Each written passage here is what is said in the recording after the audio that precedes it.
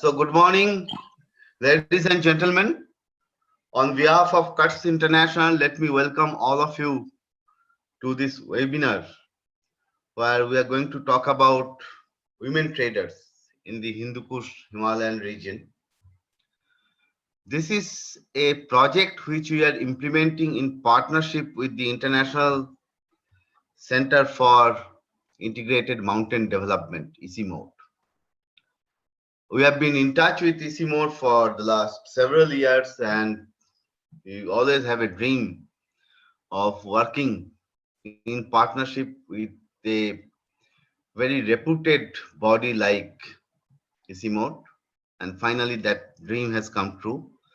So let me first begin with let me thank our colleagues from ICIMOD to entering into this partnership with CUTS, and we are very grateful for that.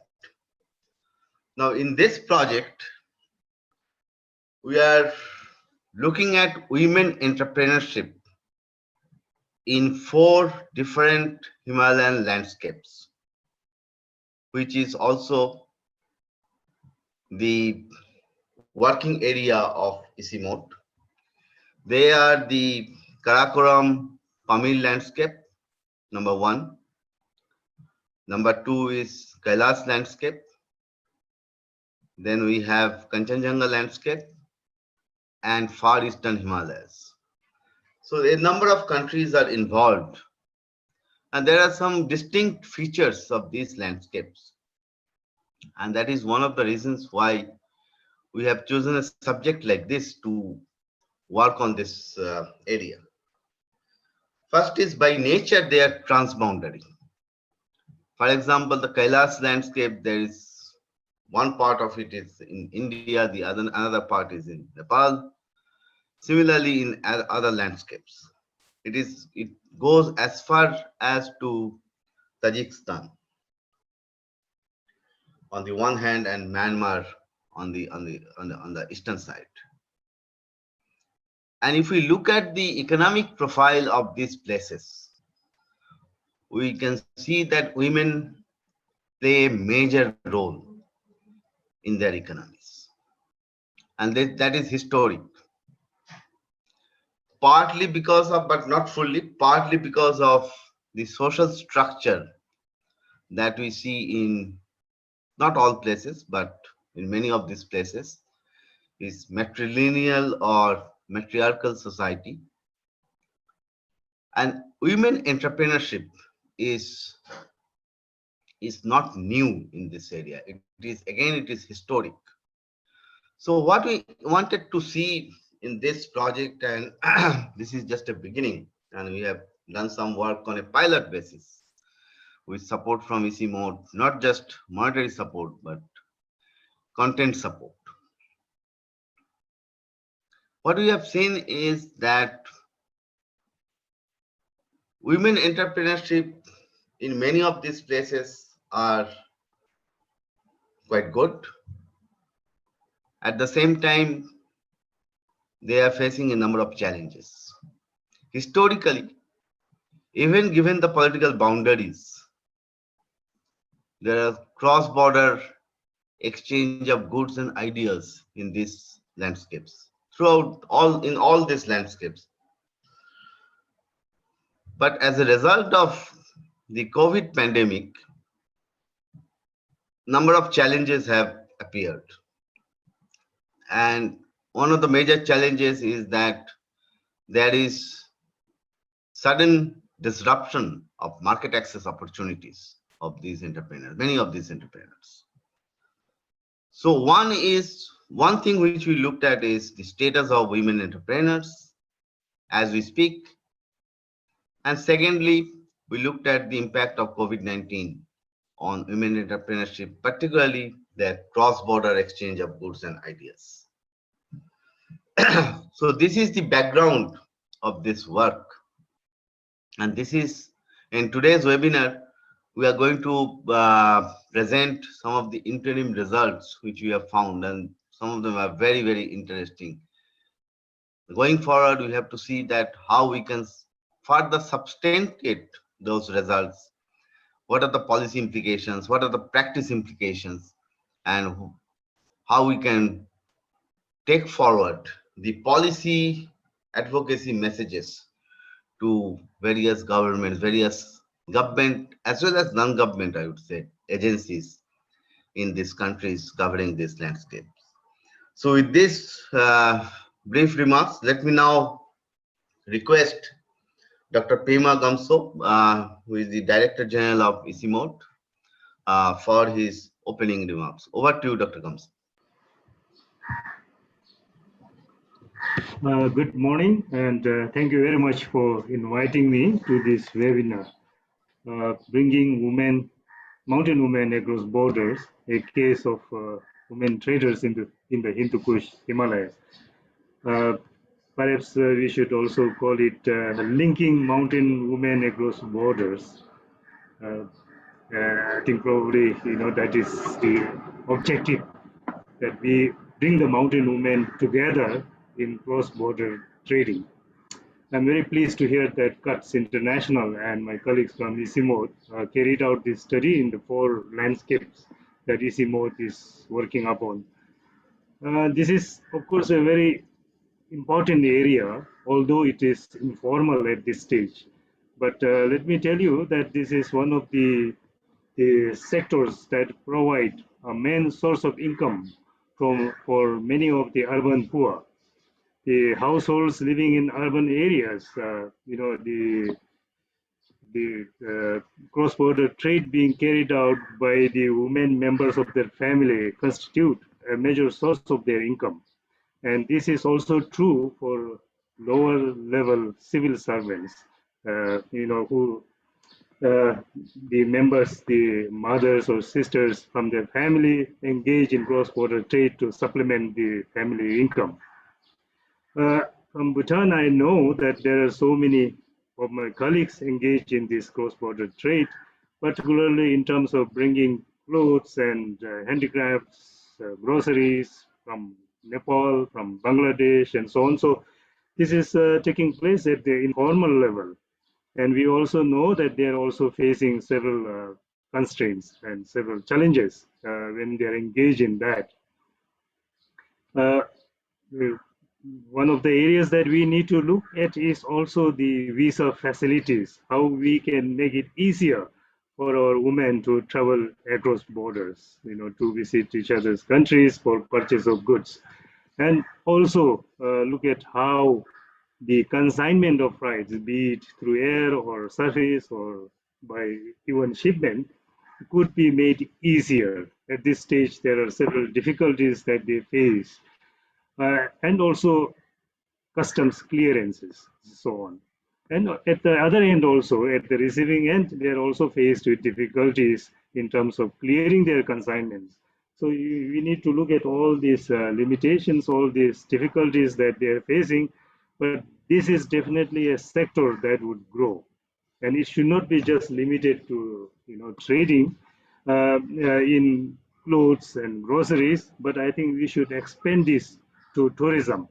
I know that in Bhutan there are so many women leaders in tourism, engaged in tourism, as well as in cross-border trade in other goods. And I think we need to look at the opportunities that this presents. And as I mentioned, in the small and medium scale enterprises, we should look at tourism as one, linking our women entrepreneurs together. We should look at also setting up small scale businesses through a partnership arrangement or through mentoring systems or through joint ventures. And there are established businesses in some of our member countries who could actually mentor those upcoming entrepreneurs, young women entrepreneurs in the other countries, and then set up a Himalayan or Hindu Kush Himalayan brand.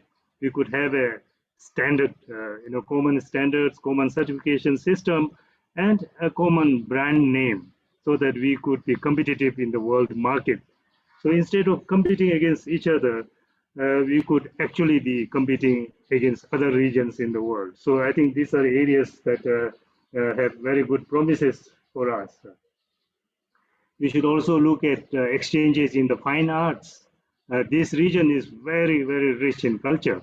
So cultural exchange programs, the skilling and also grooming of young artisans, young artists should also be looked at as one of the areas that we should engage in. Now, I know that you have come up with this very interesting study, and there may be many, many recommendations in that.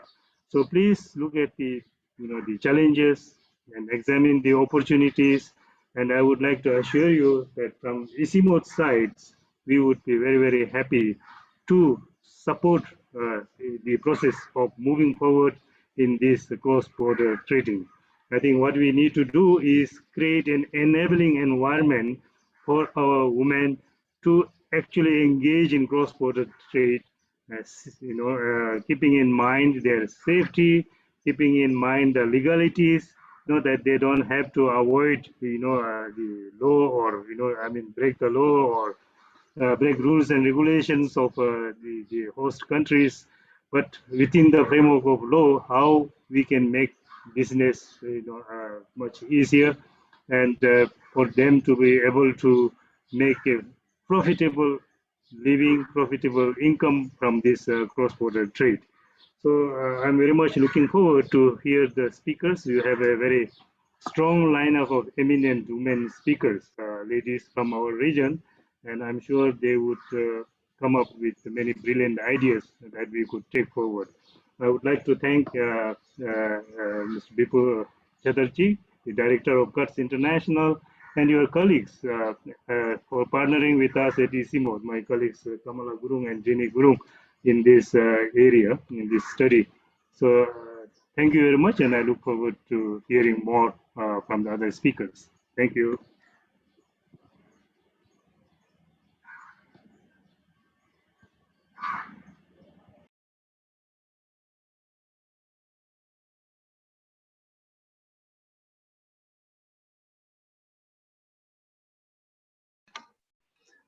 Sorry about this. Thank you, Dr. Gyamtsho. I'm glad that you mentioned tourism. This is one area where we see that there is a lot of potentiality, and we have to look at it very, very closely and carefully. Not just tourism in silos, but how can it be linked with other sectors of the local economy? That is something that we are going to do among various other things in future under this project. Secondly, and related to this point, is that from our initial fieldwork, we have also found at a very nascent stage, maybe dormant at this stage, that there is also scope for exploring value chains, cross-border value chains in some of the products which we have dealt with. And we have also found the aspiration of the entrepreneurs, that they are not just looking at doing trade across the border or in the local markets, they're also looking for international markets. There are markets for such niche products, many of those niche products, and they are looking for that. So how, for example, e-commerce, electronic commerce can enable them to access such markets? That is something which we have to also look at. So with this, let me now request Mrs. Janita Gurung, Program Coordinator, Kailash Sacred Landscape of ICIMOD. Over to you, Janita. She is going to talk about the objectives of this webinar. Thank you, and over to you. Thank you, Bipulji. Am I on? Yes, yes. Okay. So thank you very much to everyone who has joined this webinar. And given the background that Bipulji and Dr. Pema have just provided us, I would like to highlight the 3 key objectives of this workshop. So we are working in 4 transboundary landscapes in the Hindu Kush Himalaya. And here, the cross-border and regional aspects of trade are going to be highlighted. And the key findings of the study conducted by CUTS will be presented as the first objective of this webinar. Now, the second objective is to bring together all of our stakeholders in the landscape. So this includes the women traders, organizations working with women traders, and of course, CUTS and ICIMOD. and to discuss on the challenges and opportunities that are present for them. Some of these have already been discussed a little bit by Bipulji and Dr. Pema, but we will hear both from Dr. Veena as well as our stakeholders. And lastly, from these discussions, we very much want to identify some priority actions for immediate implementation in the field so that we can encourage and support women traders in these landscapes. So the study was brought about by COVID in 2020 last year. And I really want to congratulate CUTS for conducting this study despite COVID. So I myself am very excited to hear the findings of the study, as well as to, and I look forward to hearing from all the speakers. And I do hope that we will come out with some very fruitful results so that we can take it forward for immediate implementation. Thank you very much, and best wishes. Over to you, Bipulji. Thank you. Thank you, Janita ji. And on that note, let me now request my colleague, Veena Vidyadharan. She is going to show us some glimpses from the fields. I guess not just the photographs, but also some stories behind those photographs. So over to you, Veena ji. Thank you, Bipul. Good morning, everybody. As said by Bipul in his opening remarks, this has been an opportunity which we have been waiting for since years to collaborate with a prestigious institution like ICIMOD. I'll just share I have a presentation prepared, so I'll just share my screen.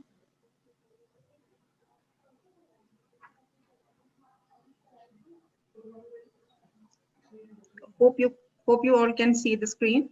Yes, you have to increase it.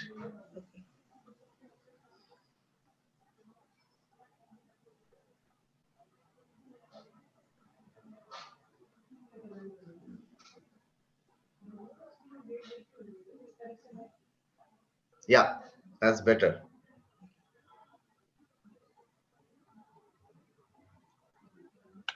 Okay, so yeah, in my presentation, I'll just be giving a brief about the goal and objectives, which already has been shared by Bipul and Janita. And sorry, Veena ji, you can remove. There is this strip coming on the left hand side of the screen. Yeah, this is better. Yeah, okay. Thank you. Go ahead. Actually, full screen, Veena. Could you hit the full screen button next to the 160? Yeah, that one. Yeah. Yes. Yeah. Okay. Yeah, and share some of the key findings or observations that came out from the survey, and how COVID has impacted the business, the trade of these mountain women.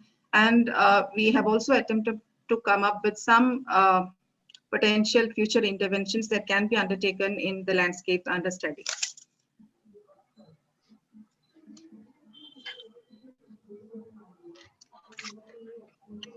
So as mentioned by all the speakers in the opening session, the project actually, the overall objective is to facilitate and strengthen women's role in trade in the transboundary landscapes. Now, the transboundary landscapes, as you know, many of you might be knowing, shares a common ecological, cultural, historical, features across borders.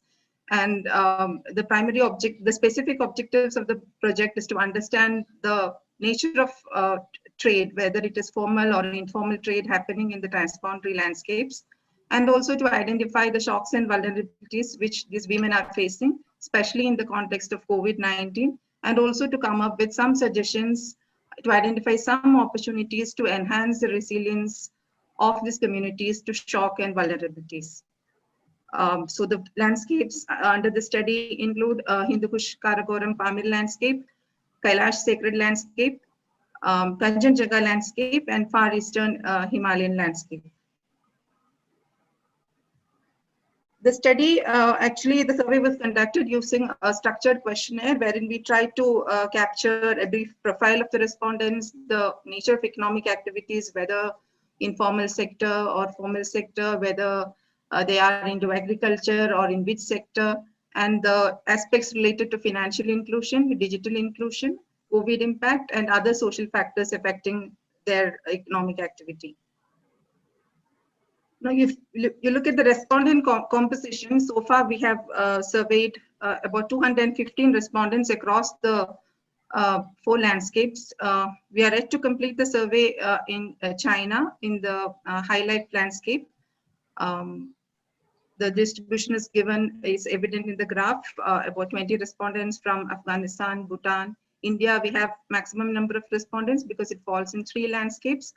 And we were fortunate to do the survey in time in Myanmar also, and Nepal, Pakistan, Tajikistan, and even the Tibetan side of China. The age-wise distribution of the respondents is given in the graph below. Though the survey covered women of all age groups ranging from 20 to 60 plus, maximum respondents were in the age group of 30 to 39, followed by 40 to 49 age group. If you look at the nature of economic activity in which they are engaged, the blue color indicates the handicrafts and handloom sector. You can see that in Kailash sacred landscapes, our respondents were mostly engaged in handicrafts and handloom, followed by agriculture and allied activities. In Kanchenjunga landscape also, it's prevalent in cash crops are very common in Kanchenjunga landscape. So agriculture is a prominent sector. Whereas in HKPL, we got a mixed response with women in other sectors, small shops, vendors were also among the respondents. And HILIFE also, we have a better distributed respondents among various sectors.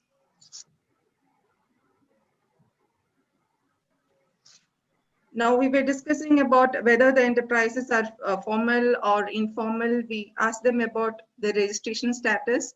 As you can see in the graph, the orange color indicates the non-registered one, which supports our argument that most of the women are engaged in informal sector, or they are not registered their enterprises.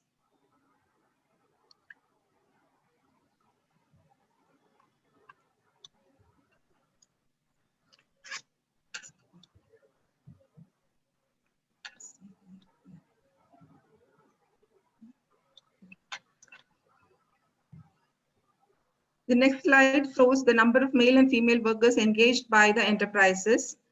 Across the landscape, you could see that an average of 1 male employee was engaged in Kailash and Kanchenjunga. And in case of female workers, you can see that across all the landscapes, 1, 2, 4, and 1 are the average number of female workers engaged. Again, it underlines the fact that women who are in business tend to engage more women as employees. The external factors, if you again look across the landscape, you can see that seasonal nature of business was highlighted by most of the respondents. As you have seen in the previous slide, most of them are engaged in agriculture, allied activities. The products are seasonal, and also due to harsh winter in the mountain landscape, they are not able to open their shops, and also most of the time they engage in other activities like knitting, weaving, etc., and they prepare stuff for the upcoming summer festival. So that's how they spend their winter. And climatic and natural disasters like floods, avalanche, earthquakes are very common in this mountain landscape. Political tension has also been highlighted in HILIFE, in Kailash sacred landscape, and HKPL.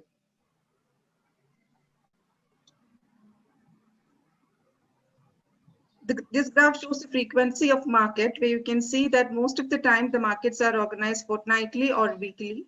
The women carry the products to the weekly markets, which are held along the border side.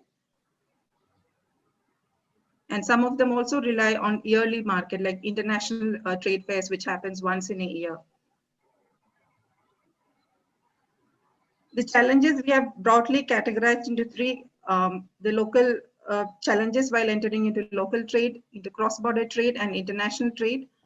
The local trade, the constraints are mostly about the infrastructure, and the local population are not that confident in women while they enter into trade, and there are issues of safety also. Absence of skilled labor was highlighted in Kanchenjunga landscape, and there is no supporting services, say like marketing agency and all. For that, they had to hire from other outside the state.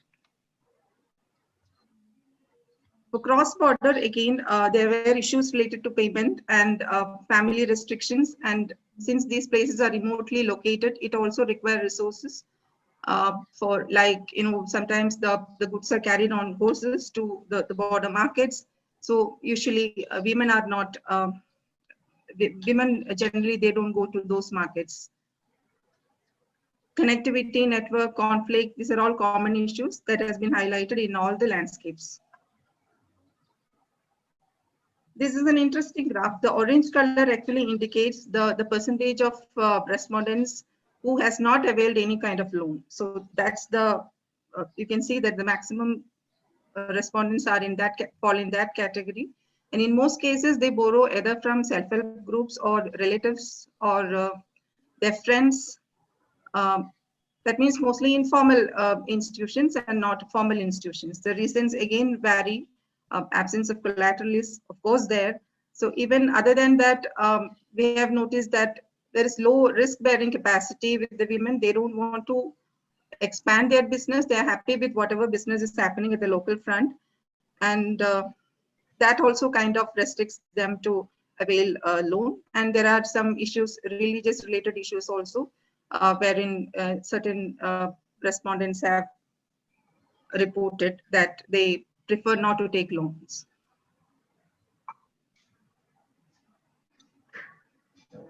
Use of digital technology.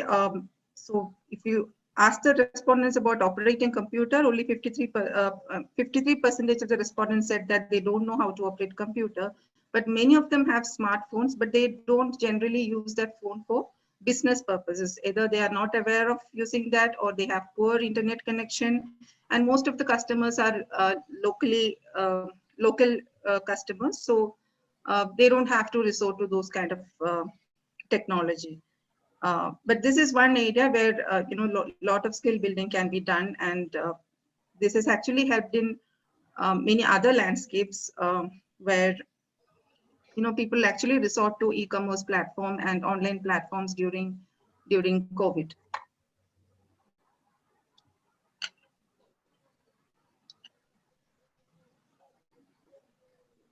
The challenges caused by COVID.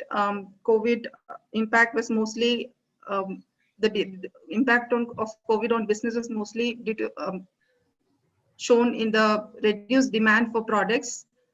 They couldn't get the raw materials because the transportation, the whole mechanism stopped during that time. They were unable to pay the loans, even the vendors, and even the small monthly contribution they used to make to the self-help groups. And the capacity of consumers to spend was also reduced, because in the mountain landscapes, most of the men, they work abroad or they used to send remittance, and the economy was mostly dependent on remittance, and this also come down, and that also has reduced the spending capacity of families. Border closure, mobility restrictions, and marketing of products, because most of the international market and border market were closed, and international fairs didn't happen last year. So that also was a reason for them to, for not selling their products. And the additional workload at home due to the increased care work and increased stress, because they had to take care of their children and other men at home. Some of the potential future interventions which we have identified, it actually links to what Bipul has highlighted in his speech. It's about value chains.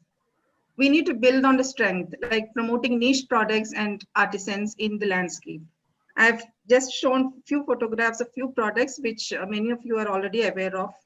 Chura or Indian butter tree is very common in Uttarakhand, Pithoragarh side, and even the adjoining Nepal border area. And the butter is very, it's edible and it's highly nutritious also. And it's also used in several cosmetic products. But actually there is no processing unit as such in that region. One machine was procured, but it is again placed in a far off place where people cannot actually go. So right now they are resorted to hand processing. Now, large cardamom, again, it's produced in Bhutan and parts of Kanchenjunga, other parts of Kanchenjunga landscape. Most of the large cardamom, again, goes to Gulf countries where it is processed into pan masala and all. Now, with the support of the Sikkim government, a processing unit is being established for large cardamom. So such initiatives can be replicated in other areas also where these products are, these crops are being grown. Scorpion grass, again, it's a herb. It has a lot of medicinal properties, and even the fiber is used for weaving shawls and other cloth material. Sea buckthorn, and you can see the Ipan art is traditional art in Uttarakhand. This young entrepreneur, she actually promotes the art through social media, and she has also contacted the local government and to use this art to display the boards in various government offices. So this is kind of support they are expecting from government. And the handmade carpets, you can see the lady, very intrinsic handwork. And this, she actually prepares this for the international fair in Taklakot and Jaljubi market in India-Nepal border. But this year she couldn't sell the product, and she has almost products worth 1 lakh at her home, which she couldn't sell this year.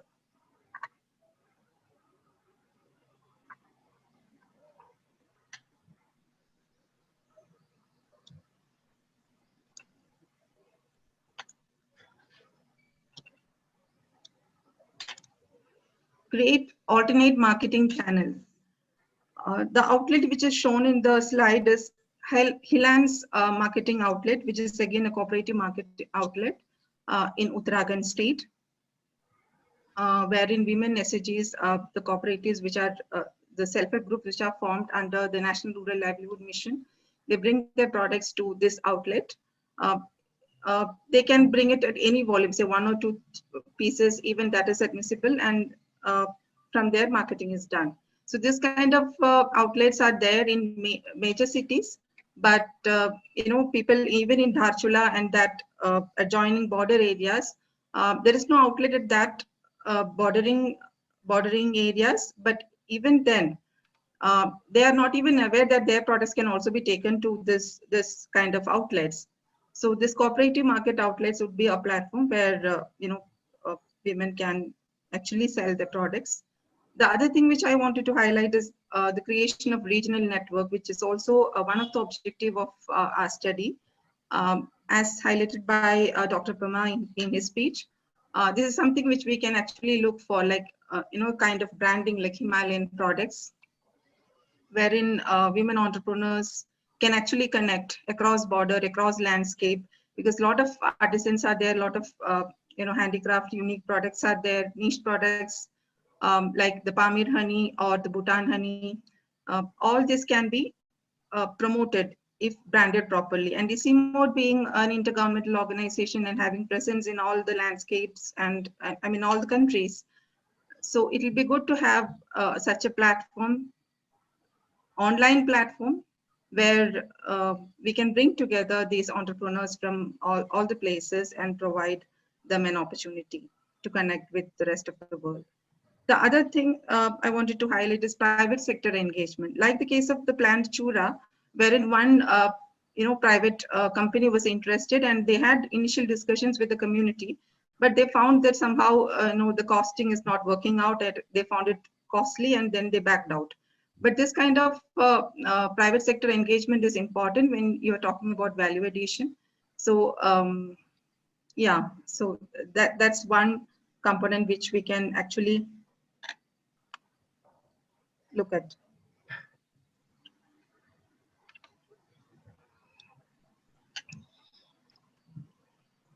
How many more slides, Veena? 3, 4. I'll just find them. Okay. Do Yeah. it quickly. Okay. Upskilling and product diversification is another area where we can work in, because if you look at the households, all of them are into carpet weaving or similar products. Or if you look at the agriculture, all of them are doing same crop. And there has been cases where wildlife attack has been reported, particularly in Pithoragarh side.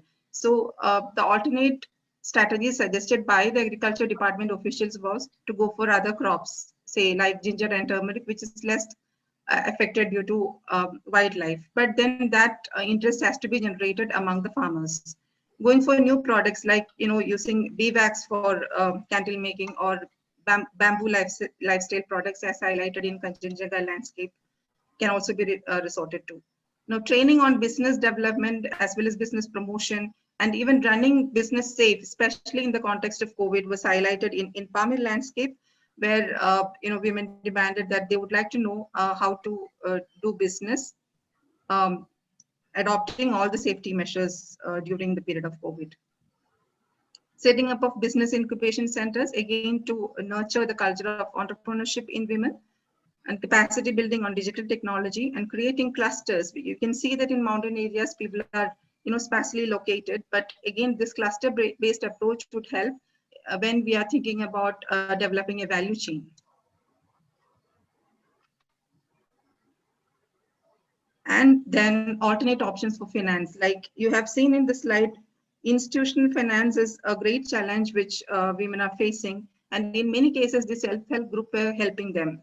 Like I said, in case of India, the National Rural Livelihood, under the National Rural Livelihood Mission, several SAGs were created. And even in Pamir landscape, international organizations like Aga Khan Foundation and Mountain Societies Development Program, under which these SAGs are created. And there, these groups are the main funding source for women in mountain landscapes.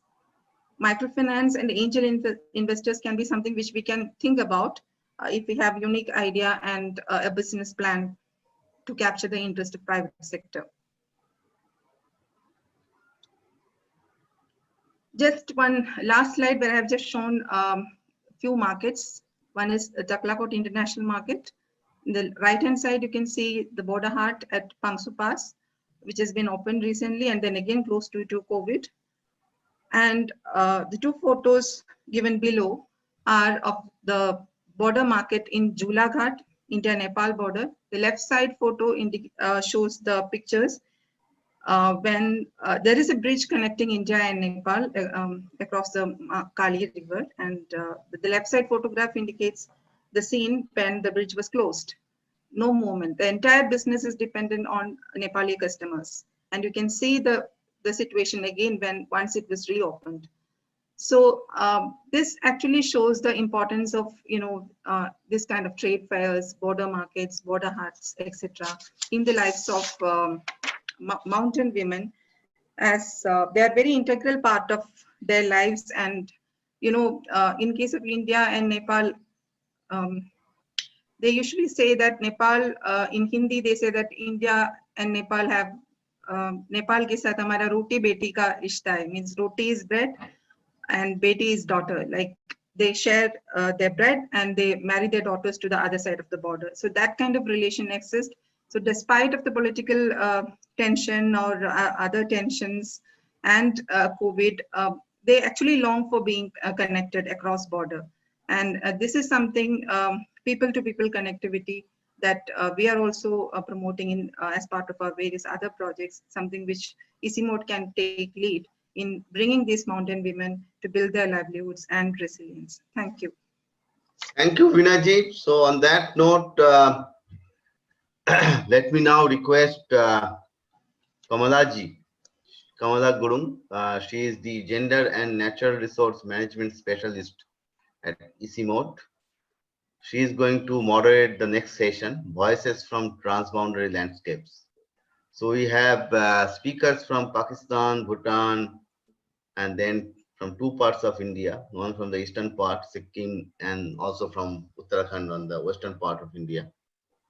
And I understand that there is a colleague, one of our colleagues from Myanmar, she has also been able to join So she is going to speak as well. This is my understanding. I may be wrong. So over to you, Kamalaji. We are slightly, not slightly, but a bit substantially running late. So let us see how we go about it. Over to you, Kamalaji. Thank you very much, Bipulji. Yes, this is the session, the very exciting session for this webinar events. Well, we have actually 6 speakers representing 7 countries. I think we need to cover all of them, though I'm going to cut off the questions that will be asking each speaker. And I'm so glad that our Myanmar colleagues, she had joined. I'm very pleased, though she was out of in touch in the last minute. Thank you, Nandarji, coming back to us. The first speaker will be from Myanmar. She's representing HILIFE. She's the Women Entrepreneur Association from Myanmar. Nandarji, Nandar, can you hear me? Hello? Hello? Can you hear? Yes. You will be the first speaker. So I'm going to ask you the first question. Since you are the president of Women Association, Entrepreneur Association, what motivates to be engaged in the business? My president, Dr. Lee, she advised me, COVID-19, we cannot do business, so she advised me so many for we can sell the online shopping. Online shopping, this you need to start. This business is good for lady. So I tried the what can I tell? I asked my president. She tell me you can sell food. Food is all people need to food. So okay, I sell the food product. I am not producing, but I do the distribution. Food master Myanmar online shop. I start. COVID-19, my country problem. After I start the online business for food. Oh, that's great. So you are doing at the moment online shopping due to the COVID-19. Yes. Yeah. Is your family supporting for doing this? Your family members? My husband is sailor, but he don't do go to work, so he can do special. He is golfer. He know golf business. He know golf, so I do for him one for golf master. I sell the golf accessory. One golf accessory online shop for him. One full online shop for me. So we sell together.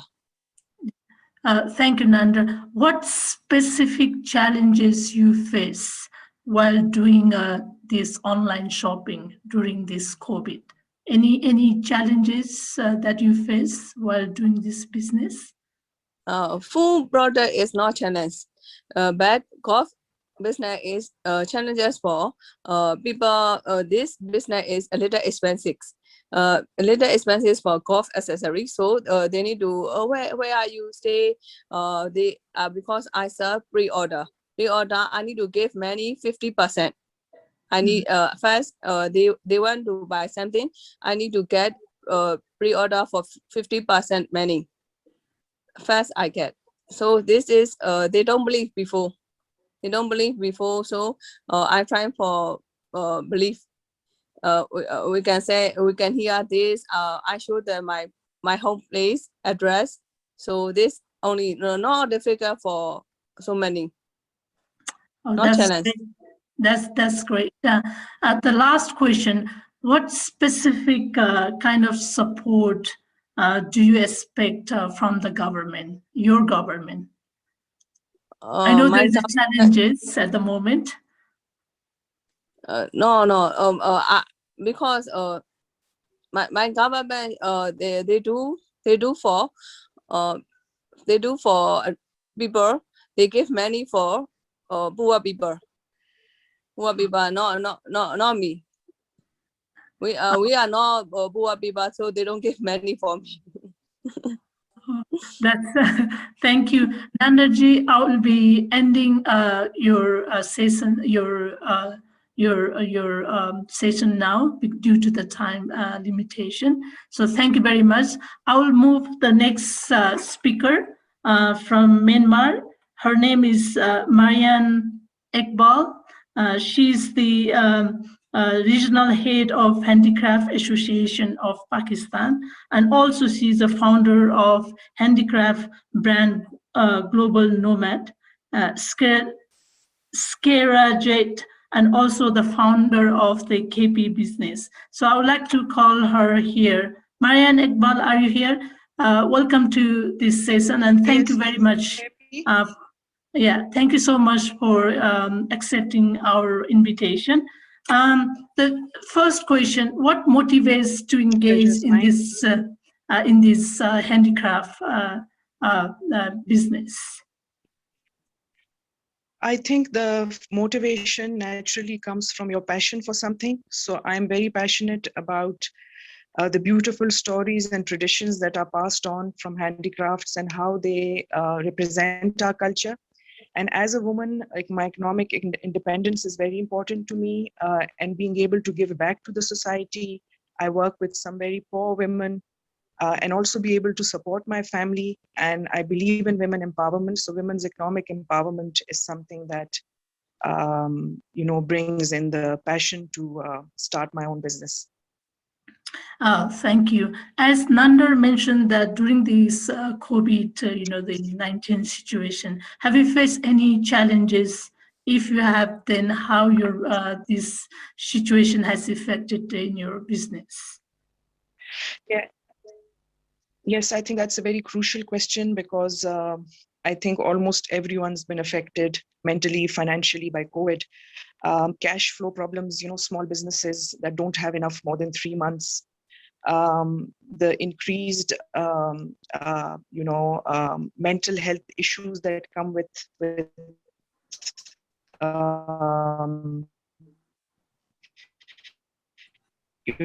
not being able to extend this in Peshawar, which borders with Afghanistan.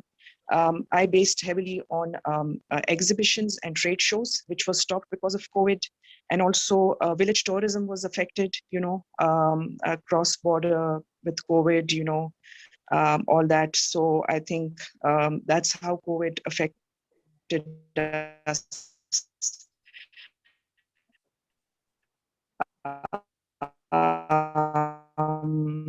And the other issues generally, other than COVID, that women face is transport, is lack of financial funds, is lack of help desk facilities like applying for loans, all the paperwork that comes with it.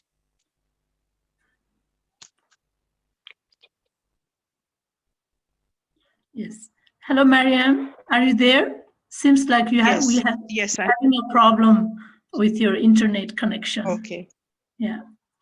So the last question: any support from your government during this period?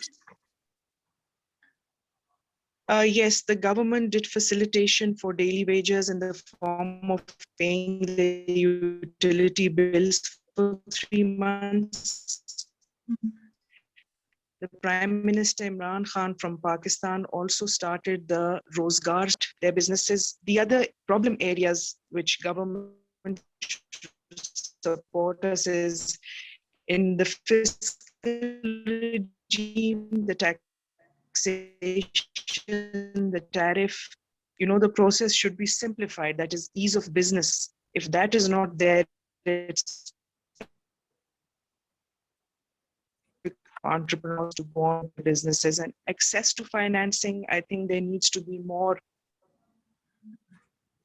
I know the small medium Enterprise Development Authority. COVID, you are not able to. Sorry, Maryam, we having I think you having some internet connection problem. So with this, I will end of asking the questions.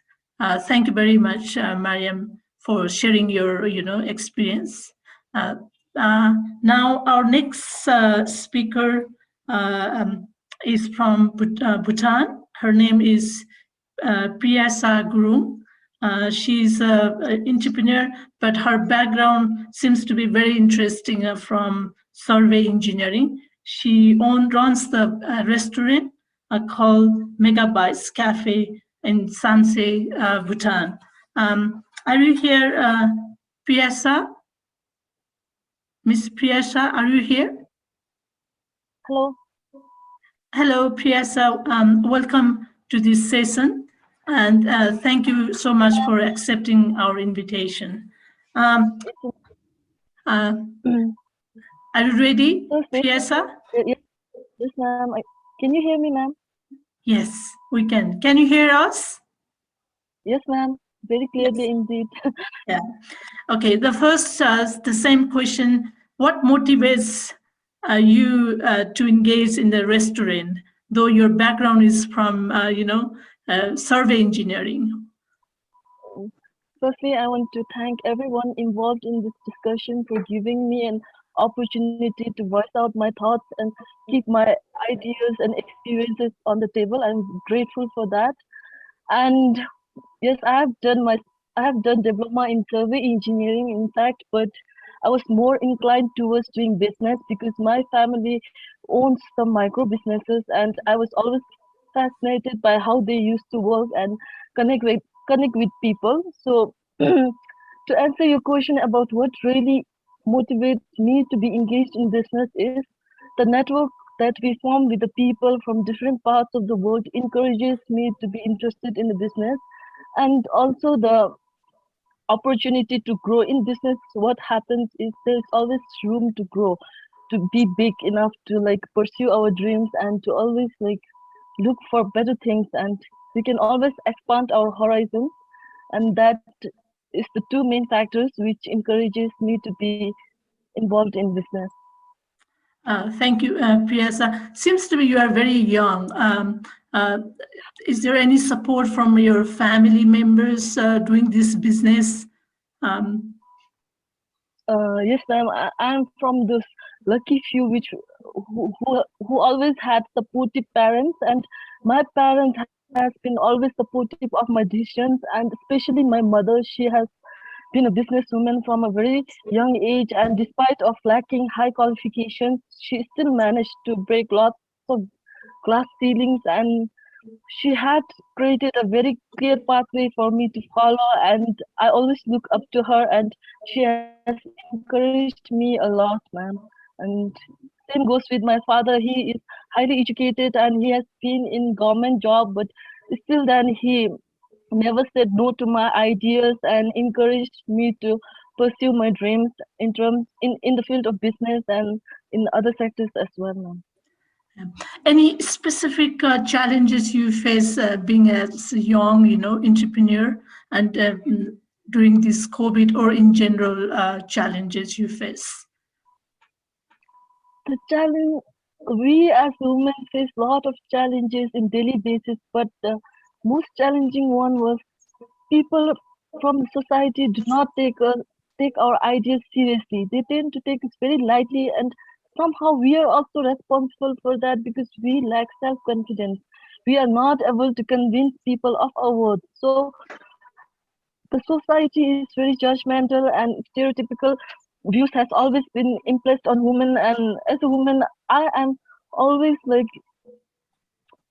I'm always apprehensive of the choices that I make, and sometimes it leads to downfall of my business because I'm not able to convince people of my ideas, ma'am. So one of the biggest challenges I face is people not taking our ideas seriously as a woman, and the business is mostly male dominated, so we tend to feel insecure in those kind of scenarios. And I think we as women need to really build our self-confidence and be convincing enough of our ideas, and we need to believe in ourselves worth more, ma'am. That's what I feel. Thank you, Priyasha. The last question, is there any kind of government support you expect to expand your business or to motivate young people to engage in this in the private sector? What any specific support? Especially in Bhutan, the government has been very forthcoming and they have helped us a lot. And yeah, I really feel that they did a great job. But still, then I would like to seek support from government in terms of like some package deals or some kind of schemes which will encourage us to be in business. What happens is, because of the pandemic, because of the nature of the disease, where people are scared and we are being being challenged because of the nature of the disease as well. And I would want government to help us in terms of like raising awareness and making us feel like confident in what we are doing, and offer some kind of package deals or schemes which can also help us economically, mentally, and keep us engaged. Yes, ma'am. Those are like the things I would like to seek support from the government. Thank you, Priyasha. So, because we're running out of time, but it's a very encouraging, the way you are saying it, to engage, to motivate young people to engage in private sector. Thank you, Priyasha, once again. Our next speaker is Smitha Wright. She's from Sikkim. She runs the enterprise named Namchi Designer Candles. Smitha, are you here? Hello, good morning. Yes. Smitha, good morning. Thank you. First of all, thank you for accepting our invitation from COTS and ICIMOD. The same question again here. What motivates to run your candle business? Yes, good morning, everyone.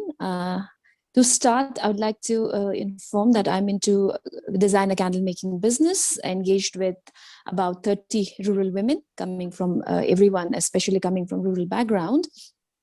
So what keeps me motivated in this business is the lack of, economic independence of these women. The way they are dependent now, I see it's been like 8 years and we are engaged in this business. That is what motivates me, ma'am. Okay, so is there any family support running your business, Smitha? Yes, I have a lot of family support, and as well support coming from my friends. That is there, yes. In generally, what challenges you face? You are also giving a job for some rural poor women. So what specific challenges you face in generally, and also during this COVID-19?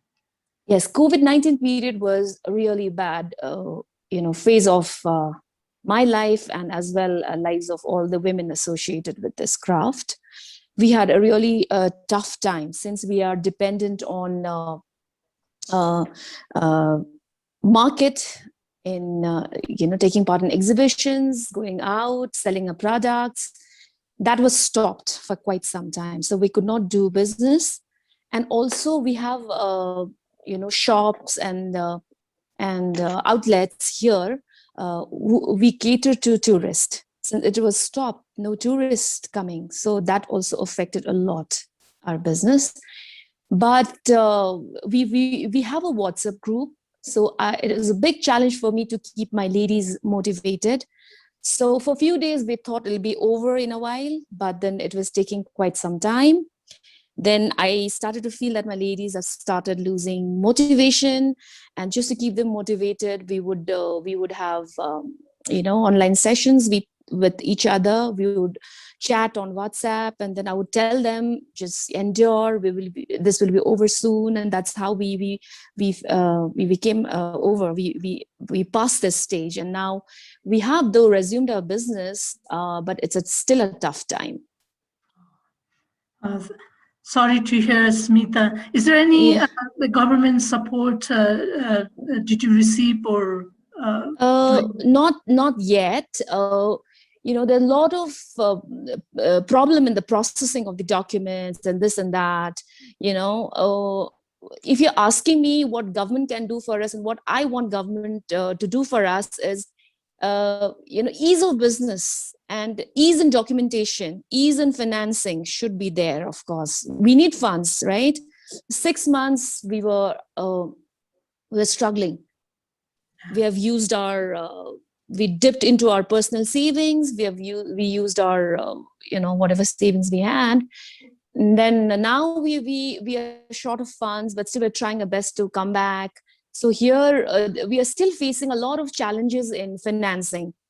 So I expect, you know, the government to do better. I mean, you know, at least let us have ease in applying loans and all sort of funds. Thank you, Smitha. I will stop here due to the time limitation. So our next speaker, but we will be showing a video of Manju Kotiyal. She is the president of Adi Kailash self-help group from Dharchula, Uttarakhand. Over to you, Dr. Veena, for this video.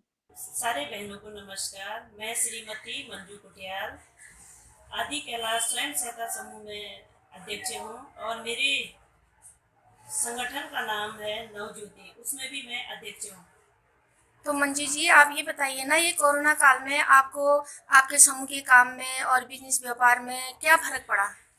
हमारे समूह में तो हमको सबसे पहले तो हम एक दूसरे पे मिल नहीं पाए कोरोना की वजह से। उसके बाद हमारी मीटिंगें सब छूट गए और हमारे बिजनेस की बातें हैं तो बिजनेस हमारा नेपाल टू धारचूला हमारा पार का एक पुल है, उसमें भी हमको बहुत दिक्कतें आई। नेपाल बंद होने की वजह से हमारे कारोबार में बड़ा दिक्कत आई, हमारी दुकानें सारे बंद रहे और हमारे जो यहाँ से जो माल बना के हम लोग तगलाकोट ले जाते थे उसमें भी हमको बहुत फर्क पड़ा, क्योंकि सारे जितने भी माल हम लेके गए वो सब वहीं गुंजी में पड़ा हुआ है, वहाँ की दुकान हमारी ठप हो गई। इसमें हमको बहुत दिक्कतें आई।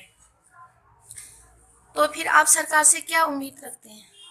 अगर सरकार हमको मतलब बाहर से जो हम धन कालीन का हम लोग जो बिजनेस करते परंपरा हमारा जो कालीन बिनाई का हमारा बिजनेस है उसमें हमको ऊन की सप्लाई वो लोग करके देते और हमारे यहाँ एक मंडी जैसा छोटे से मतलब सरस टाइप का हमारे यहाँ सरकार की ओर से खोल देते या ब्लॉक से या तहसील से कहीं से भी खोल देते, तो हम लोग हमारे यहाँ के सामान जितने भी हैं हम उसको इकट्ठा करके हम वहाँ रख के वहाँ से फिर आप लोग हमारा सामान को बाहर सप्लाई के लिए हमको लेके जाते हैं।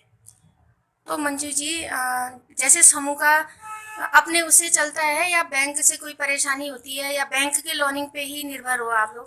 बैंक से तो हमें बैंक के उससे तो कोई निर्भर नहीं है, थोड़ा बहुत हमारा जो होता है बैंक से भी हेल्प जो समूह की वजह से हेल्प होता है और समूह में जुड़ने की वजह से हम लोग को बहुत सारे मतलब ज्ञान मिल रहे हैं। जैसा हम लोग ब्लॉग में जाते हैं कहीं उधर इधर जाते हैं उसमें है और ज़्यादा कोई समूह से उतना वो नहीं है हमारे यहाँ। धन्यवाद। Sorry, the video was not of that good quality. My colleague will be sharing, Chetna will be translating what Manju ji has shared with us. Thank you, Veena ma'am. We just heard Manju Kotiyal. She is the president of a self-help group called Adi Kailash, and she's also running a business by the name Navjyoti. She shared that due to COVID, it was not possible for her self-help group members to connect physically, and all their meetings were postponed. The business was also affected severely due to the closure of the bridge that connects to Nepal through Dharchula, and the product that they used to take to Taklakot market were also kept unsold for a very long time. Further, she said that the government could have helped them by supplying wool for their Dhan Kaleen business. And mandis like Saras could also be established in their areas, like at the block level or tehsil level, so that they can give their products in that mandi, and further it can be marketed and sold to other places. When asked that if they are taking any help from the bank, she shared that they are not dependent on the bank. However, the self-help group helps to raise funds and help each other financially. Thank you. Thank you so much for translating her, speech. So the next speaker is Monira. She's from Tajikistan. Interestingly, her background is senior biologist, but she also helped cuts for doing a survey for this study. Monira, are you here? Monira? Yes. Hello. Monira, thank you so much for accepting our invitation. Can you hear me? Thank you so much. Yes, yes, I can hear you. Can you hear me? Yes, we can hear you. So, greetings from Tajikistan, Pamir Khorog Mountain. So hello everyone. Thank you so much for invitation. Thank you, Monira. Well, I will be asking the same question to other speakers, same. What motivates you to engage? Are you engaged in any businesses at the moment? No, so I'm working, I'm the researcher, I'm the scientist. I'm working in Pamir Biological Institute as an entomologist, biologist. So I'm thankful to the Veena and Mr. Ghulam Ali from ICIMOD. So it is, they involved me in this research. So I'm very thankful. Yeah, so the well, first of, yes, so go ahead. Well, it's interesting that your background is as a researcher, in entomologists, more on the very scientists. Doing a survey, this study, what specific interesting things you found? So it was very tough research, and also I had got this interesting background. So actually, I got through all these markets and Korok, and during this November, December, so it was very snowing, and so I was very had problem with that. So here is no power and electricity, and so like this. So, but I got it, this information. So during this research study and with the women, so it was like as a suggestions from that women's and the business traders. So from respondents from all questions from these women's, actually the business was during this COVID-19 very harsh. So it was not only for Koro, but actually for all the world. But it was very problem. So, but we did it. Oh, yes. But it was very problem, what I mentioned. But in this harsh snow and in even the women are in the market, it's very very hard. So to take all this interview from them, it is also not was very easier. And because it was very long, that some of them refused to talk to me, and for one traders I talked to 3 times, and so finally I did it. Thank you. Just wanted to ask your personal, professional experience. Which one will be more, not really easier, but comfortable part doing a research? The insect. You are entomologist versus talking with the people. So thank you for this such a good question. So actually, I'm working with this whitefly. In whitefly, and this which it is harsh for this in the orchards and the fruit trees. So in this actually with in the greenhouses. Okay. So. Okay. So which one is easier? More, doing a research in this compounded area, or going out talking with the community, like, for instance, this study? Which one is more exciting, you think? You're asking about the insect? Not the study that you engaged, for this study, the entrepreneurs, women entrepreneurs. Is it very exciting for you? It's a new topic. It is very interesting for me. It is very new for me, and I was so impressed on that, actually, in honest, because I ran from here to there, and I called to Afghanistan from the work, and so the cross border was closed, and so it was very interesting. I was so impressed on that, and I would like to emphasize one point. So during this conversation and interview with the woman, so the more important piece, like, is that it is snowing, and during the snowing you're asking a lot of questions in the outside of this market, because actually women are selling all these products outside, and they have a lot of problem, like as an interest-free loan, and they're asking like, so Munira, you are taking our times, because instead of to talk to you, and so we are spending our time, because we are the customers waiting for us. So it is very, I was really interesting. Still, I'm like feeling that I'm doing again and again. So it's very interesting, honestly. So it was. So thank you, Monira. So I would like to end this session here.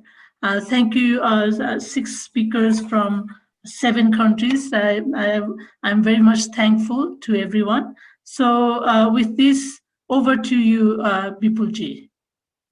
Thank you, Kamala ji. Let me also thank all our guests and speakers, particularly who spoke during this session. So once again, good morning, ladies and gentlemen.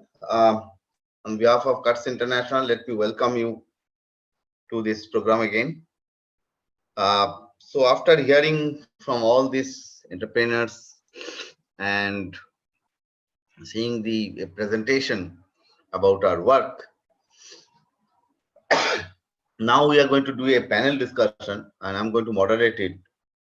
We have 4 speakers, as I see from the agenda. They are from Afghanistan, Bhutan, India, and Nepal. Now, before I request the speakers to speak, I have 1 or 2 specific questions for each of them, and would request them for their thoughts on those issues. I would like to say a couple of things. One is that as I think Kamala ji has rightly pointed out, or Janita ji, that while the motivation is there and is quite strong, the environment needs to be much more enabling. So this is one cross-cutting question or issue that I have for all the speakers. How can we make this business environment more enabling for women entrepreneurs to flourish, to expand their business or entrepreneurship? So that's one thing which I would like to speak. I'd like to I would request each of the speakers to deal with. Secondly, we see that in all these countries, female labor force participation is quite low. It is, in some cases, it is even lower than 30%, as in India, it's about 26-27%. Maybe it's because of our system of data collection. We are talking about just formal labor force, whereas informal labor force is quite visible, is very much present in all these cases, as you can see. So there is this one school of thought that we have to formalize the informal. I don't necessarily agree with it for several reasons. I can talk about those reasons. But I would like to also request you, all the speakers, to, if you can tell us about this thought, formalization of the informal. What is your thinking? Is it going to help women entrepreneurship, or we go for a semi-formal kind of arrangement? That is the second point which I'd like to highlight. With that note, let me first request our speaker from Afghanistan, Mozammil Sinwari. He is the Executive Director of Organization for Economic Studies and Peace. This is one of the leading think tank in Afghanistan, and we are very pleased to establish our partnership with you. So other than those two questions, I have a specific question for you, Mozammil, that one of the recommendations from our work so far is that it would be good to go for cluster-based approach with self-help groups or other form of business organizations. So do you think that's first how it is working in Afghanistan and in this landscape? And do you think that is a way forward for us to encourage more and more women entrepreneurs? So over to you, Mozammil, in about 10 minutes. Thank you, Bipulji. It's pleasure to be part of such a great discussion. I think for me, from my background, I work as a Deputy Minister for Trade. And getting involved in this process and also this survey, I think it was something quite amazing and interesting for me. And I found out something that I was not able to get it in my tenure as a Deputy Minister for Trade for 6 years. So thank you for this opportunity. I think that was a great initiative, and that's something we have to work on it. First, we have to look to the difficulty of that terrain that the people living in there, especially when we talk about Badakhshan. You know, we have several districts of Badakhshan that they are bordering with Tajikistan, which is Darwaz, Shagnan, Ishkashan, and Wakhan. The most difficult one in terms of the terrain and access to the basic things is Wakhan. The other three, normally what happened in winter, we are disconnected with these three districts from Afghanistan side. So even if we need from Afghanistan side to reach to this area, we have to use Tajikistan route, and we have to go there. So that is one thing you can understand the difficulty there. And then Wakhan, Zebak, and Kiranu Munjan, they are a border with Gilgit-Baltistan. Currently under the control of Pakistan.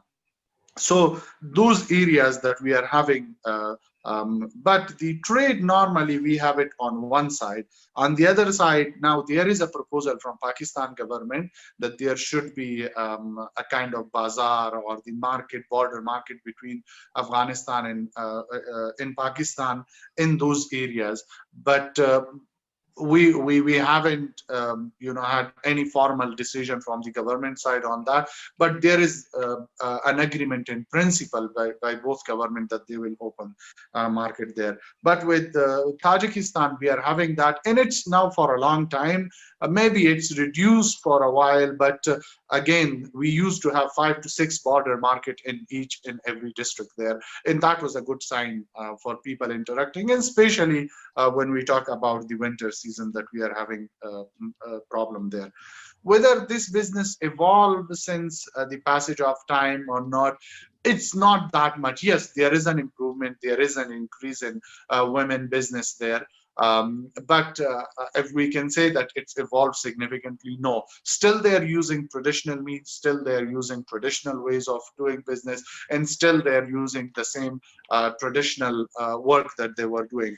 The one question that you put at the beginning, that whether number of women are there or we are missing, I think we are missing the exact number, and that is one of the major issue, because when we talk about the local business or very small scale businesses or people that are involved, they're the complete family, they're involved in it. For example, if we look to the dairy products that they're making, I think, of course, maybe the people they're taking it to the market, they might be male, a member of the family, but what is prepared, it's mostly prepared by women in those houses. So that is quite important. For example, when we talk about the handicraft, mostly it's made by the women. When we talk about the agriculture, even in the fields, in all those areas, the women, they are working beside their men. For example, if we talk about spinning the wool and also weaving the carpets and many other products. So I think in most of them, women are involved. So it's not somehow that we can say that this is an area that we covered. No, it's not covered in the male. And mostly when we say like in the areas like Afghanistan, and especially Badakhshan, mostly you find the male dominant society. So even if the work is done by women, everything is prepared by women, you know, the credit is taken by men. So I think this is something. Now to the second question that you posed, whether we need to formalize the informal, I don't think, my personal opinion, no. We have to support this process. We have to work with them to further improve their production, to further improve their work. That is something. And we make the role of the women more visible in that area. Because if you force them to get into the formalization process, then it become a big headache. They get involved to the local bureaucracy, they get involved to all those things, and they say, better that we used to do what we used to do instead of going that.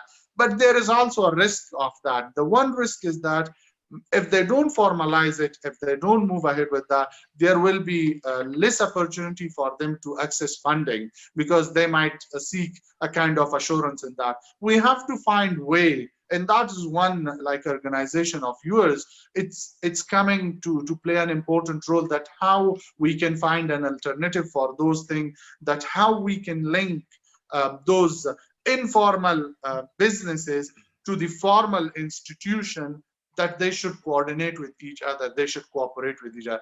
If we talk about the small loans that they are getting, how we do that. Here is one good example in Afghanistan, we are having it. It's the World Bank funded project. It's called Afghanistan Rural Enterprise Development Program. And that project is, it's a kind of way that they are making a kind of, in each and every village, a society, and they assign a chair and they assign a treasurer and all those things, and they put money together, and they starting giving it to one person as a loan, and they are backing it when they have their business to other and other. So they have several kind of mechanism in different provinces, and that work quite well, especially for these small businesses that we are having in rural areas, that help. But you know, again, like the difficulties of the terrain that we are seeing, it is quite a problem. Second issue, especially when we talk about the entering to the border market, it's always a difficult thing for female going there, crossing to the other side, especially Badakhshan, we are having quite good relation. But looking to the current situation of the COVID, that somehow vanished, because they were quite, you know, there were difficulties and they were quite strict in rules that how to handle that. But whether that affected directly the people that they produce things, in Afghanistan, that will be looking quite surprised for everyone. From the first wave of the COVID, everybody was so scared. You know, they said, oh, what is happening? But it started like getting thing with the people, not only in those areas, but overall in Afghanistan. He said, you know, there are two ways. If we stay at home, we will die from hunger. If we go out, there is possibility that we get affected, and there is less possibility that we died from COVID. So it's better to go outside and do something and work, not to die from hunger, not our children to die from hunger. And that was one reason many people came out. And we had problems in that. We had more casualties, but the problem is that, again, the reporting system, that was an issue. So people, because to earn you know, something to save their life and their children, they had to fight with COVID as well. They had to come out, they had to go to market, they had to go, to do their business, they had to do everything. And that was the one of the, bravest decision they made, but unfortunate, it's quite unfortunate because on both sides, they were having problem. And they said, from hunger, it's more certainty that we will die or our kids will die. But from COVID, it's less, percentage. So better to take the risk. And that was one reason that the people, they didn't care that much. They didn't use masks. They didn't, avoid, congested area. They didn't do all those things. Now, the markets that they're available inside Tajikistan, and mostly it's there are two markets, which is one is near this Harog area of Tajikistan, so around 2,000 to 3,000 people visiting there, and there is other is Ishkashan market. There are around 4,000 people visiting, coming there, in around 100 to 150 businesses participate in that. So that's a good number that the people are coming in there, showing interest in that.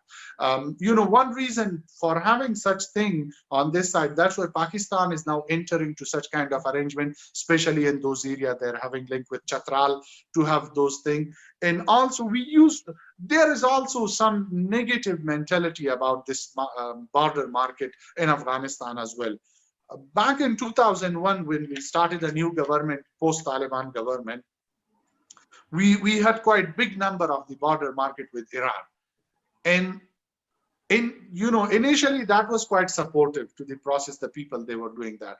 But with the passage of time, that became the biggest kind of escape kind of thing for the smuggling goods, avoiding the custom duties. They're entering that in, because there was not proper control. There is not, overall specific area that it will be under control of the custom authority or the border police. And that created problems. So it affected the production inside Afghanistan and Herat.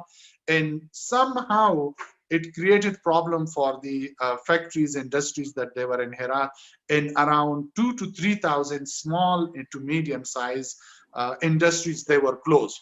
And that's why the Afghan government then decided that, okay, now we will stop the border market with Iran. With Tajikistan, it was completely different case. The area, especially when we talk about the bordering Tajikistan, that is somehow we don't access it for 3 to 5 months. So it was, need-based thing. It's not only for the economic purpose, it's mainly the social purpose. And the social purpose is that we should feed these people. And for that, we had to do this thing. So I think we are looking to two perspectives when we are talking about border market. One is economically encouraging those people to get involved in economic activity. Second, answering that the demand of those people for food and other living things that we are getting. So that is having a social impact. So while moving ahead, I think we have to not just look to it from the economic perspective, we have to look for it from the social perspective. Now, the final thing, the role of the international community, and with this I will conclude my remarks, the role of the multilateral donors, bilateral donors, and also the overall international development partners, it's significant in those areas. I'm talking about only Badakhshan area in Afghanistan, but we see it all around the Hindu Kush mountain areas, wherever it's go, taking it from Nepal all the way coming to that. The people, they are facing the similar kind of problem, but our problem is worse because of the insecurity. And that is one of the area which is targeted by the insurgents, because they have the hideout for themselves and they can create problem easily, then go to mountains and stay there, especially when it's not winter. In winter, they cannot live there. So the role of international development partner is significant. Currently, Aga Khan Foundation and Aga Khan Development Network, they're quite actively involved there in providing support, small grants and small loan. World Bank, they're doing some project. Government is doing major project to have roads and major roads built. We are expecting that hopefully sometime from near to midterm, that we have a direct access to China through a Han corridor. If we can manage to get that, and we are trying to do that under BRI, that Belt and Road Initiative that Chinese are having. So if we manage to have that, I think that will be a kind of revolution in the lives of those people, because that will give them access, direct access, because some of them, they're traveling by donkeys and mules and horses for 2 to 3 days and night to bring their patient to a hospital. So if we get that opportunity, and that's something that we are talking with Chinese on it. So if we can build that, that will be transformation. So looking to the overall, this these people that they're living there, I think we should not only look for the economic, from the economic perspective, but we should look from the social perspective in providing the basic needs of life. So I will stop here. If there is any question, I'll be happy to answer. Thank you. Many thanks. Thank you, Mozammil ji. It's not just economic, it's socio-economic. That is something we need to underline. There are a couple of points which I would like to highlight before I come to the next speaker. One is that I'm glad that you explained this formal, informal thing. My point is that we don't have to ape or imitate the Western concepts always. Some of them are very good, no doubt about them. But we have to have contextualize those concepts in respect to what is happening on the ground in our part of the world. And there is huge diversity. Even within India, one size fits all or one type fits all approach has not worked. It's not going to work going forward. So therefore, this local level institutionalization of local context, local concepts, that's become very, very important. And this is one of the objectives of this project, to see them, to understand them. And you have also mentioned this World Bank supported project, for which World Bank is very proud of. And every day we are getting tweets about success stories from that project. So you need to look at those things very, very carefully and see how we can make them much more enabling rather than getting into the formal, informal business. The objective is to make them more enabling given the local context. Also, let me thank you for talking about these border markets. You may be aware that on this subject, border markets, or what we call border huts in our part of the world, CUTS has been working over the last 5 years on India-Bangladesh border huts. And I would request, if you have not come across that work, I would request my colleague Chetna Rathore to send you the report which we have prepared in partnership with World Bank, the first report, and the second report, the draft is ready, which we have done in partnership with the Foreign Commonwealth and Development Organization. And that exactly what you have said, what we have found in case of India-Bangladesh border hut as well. It's not just economic, it's socio-economic, it's people-to-people contact. Those things are important. And interestingly, we found that the border security agencies, they are also very happy about these initiatives because of the peace, stability, security that this initiative has brought in. So on that note, let me now come to Mrs. Kunjang Lamu. She is Director General in the Department of Employment and Human Resources in the Ministry of Labor and Human Resources, Royal Government of Bhutan. She has been very supportive of our work. So thank you, Madam, for all your support which you have been getting from time to time.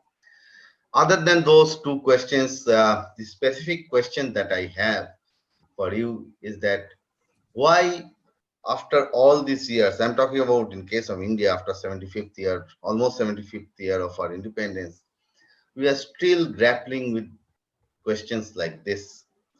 Why we are not looking at women entrepreneurship in a much more positive manner, keeping in mind that if we somehow exclude 50% of our humanity, it is next to impossible for us to make progress.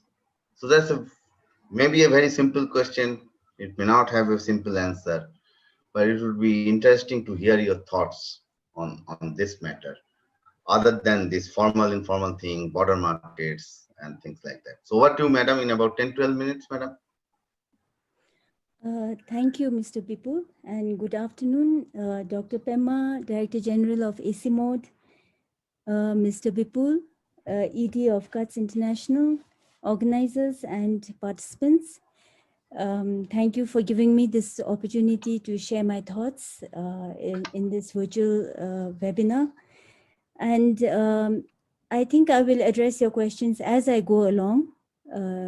So I would like to actually start my response dwelling on the issue of the tourism sector, because that is where a rapid socioeconomic impact assessment of the COVID-19 was made in Bhutan.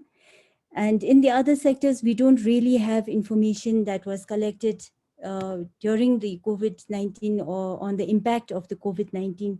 So I thought it would be very relevant to start with this study, which is already in place. As expected, the biggest impact of the pandemic, as I think everywhere else, has been on the employment sector. And immediately after the first coronavirus case was detected, about 11,200 Bhutanese lost their jobs, mostly in the tourism sector.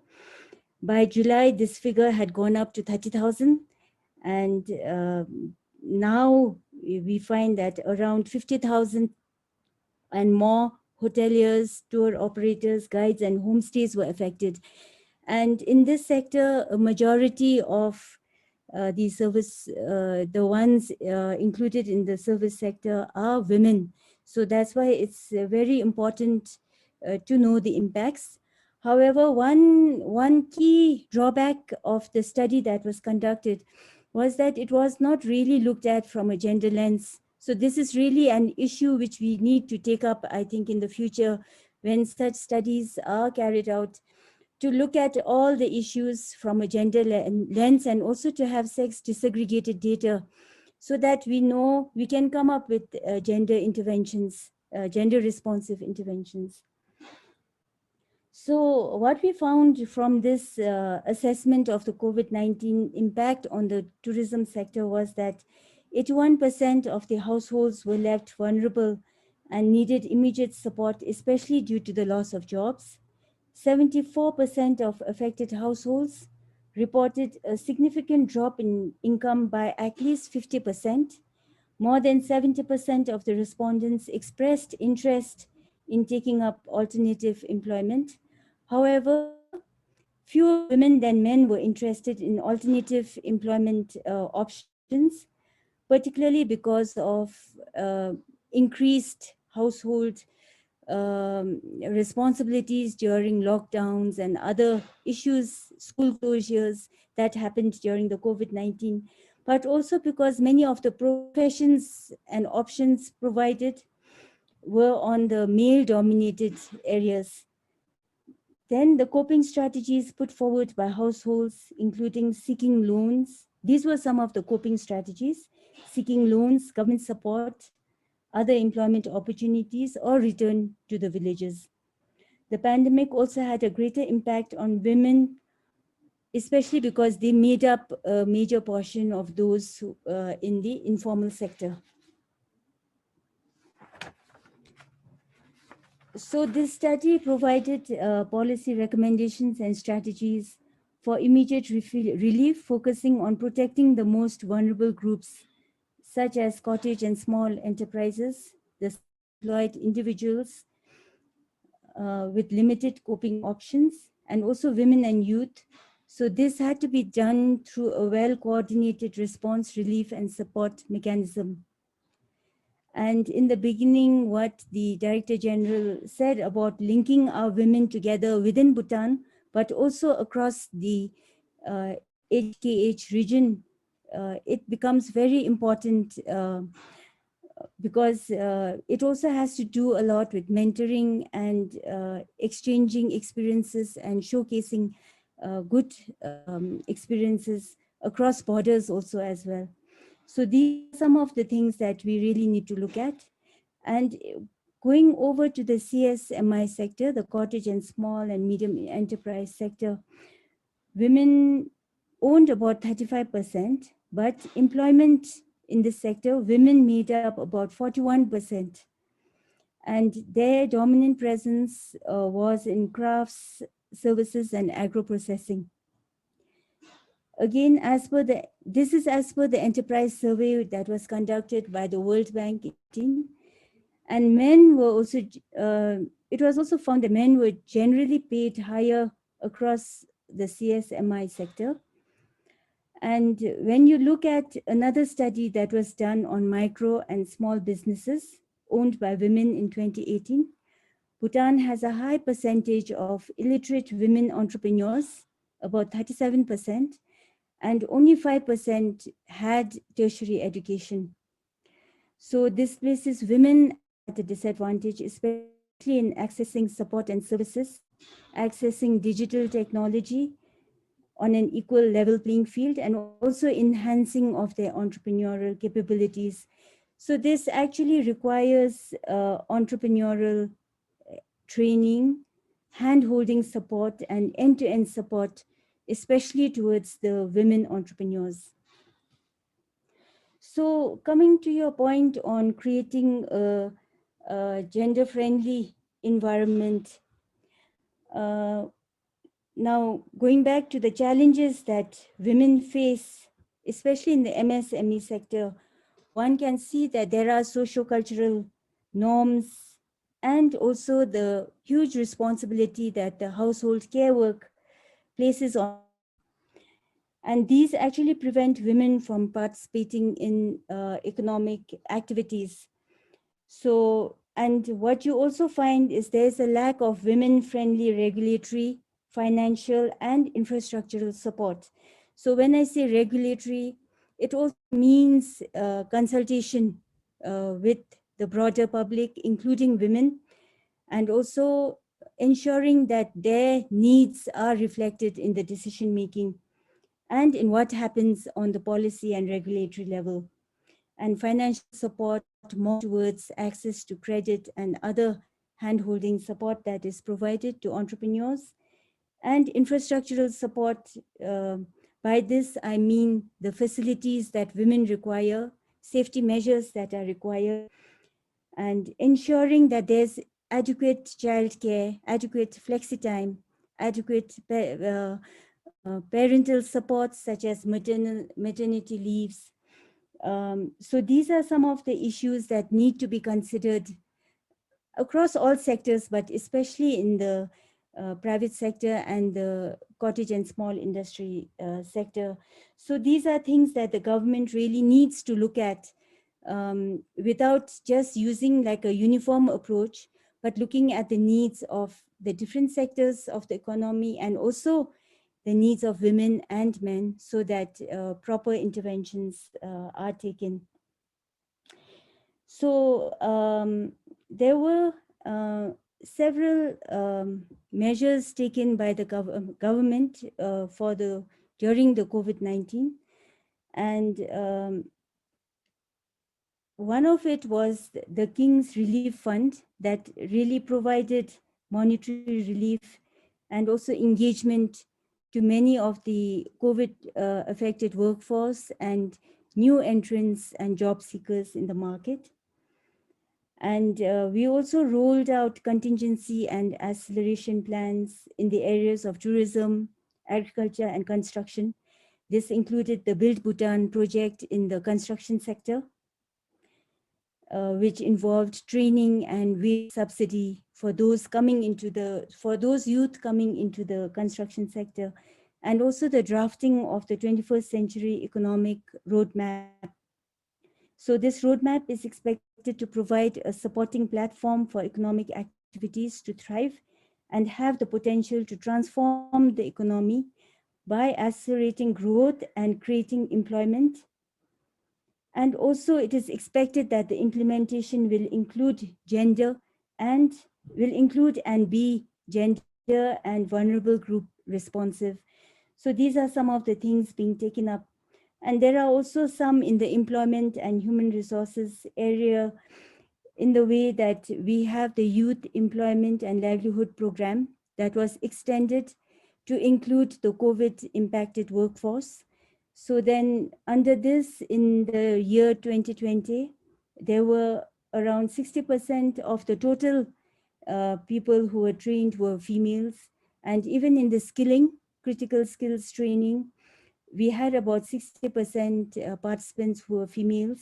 And then there was also entrepreneurship development training programs that were conducted. And we had about 48% of females taking part in these trainings.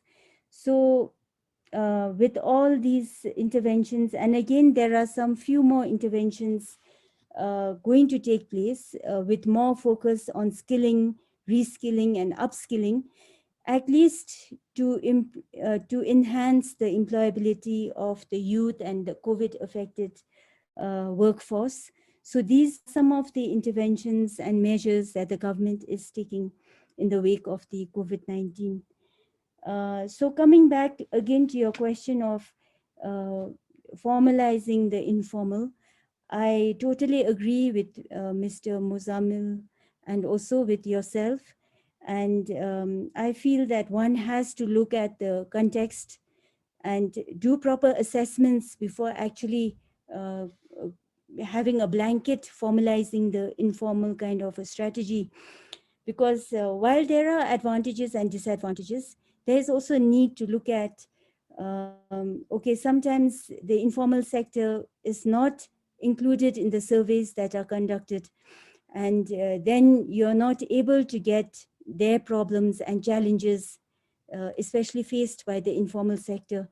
So when such things happen, I think there are ways of going around this, and having targeted surveys for the informal sector. These things could be incorporated to address the disadvantages that are there. But having a blanket formalizing of the informal sector, I think, is not really advised. And we would really look at contextualizing this. And also because once you formalize, then the bureaucratic procedures, the need to be IT savvy, the need to know and have technology at the tip of your fingertips, those become important. And many in the informal sector, they do not have that. So I think we need to look at all the issues before making such decisions. And we should also look at how we can address the issues that are faced in the informal sector. So with this, thank you, Mr. Bipul. Thank you. Thank you, Mrs. Lami. This is great. I'm glad that you highlighted in the beginning of your presentation, you talked about the tourism sector.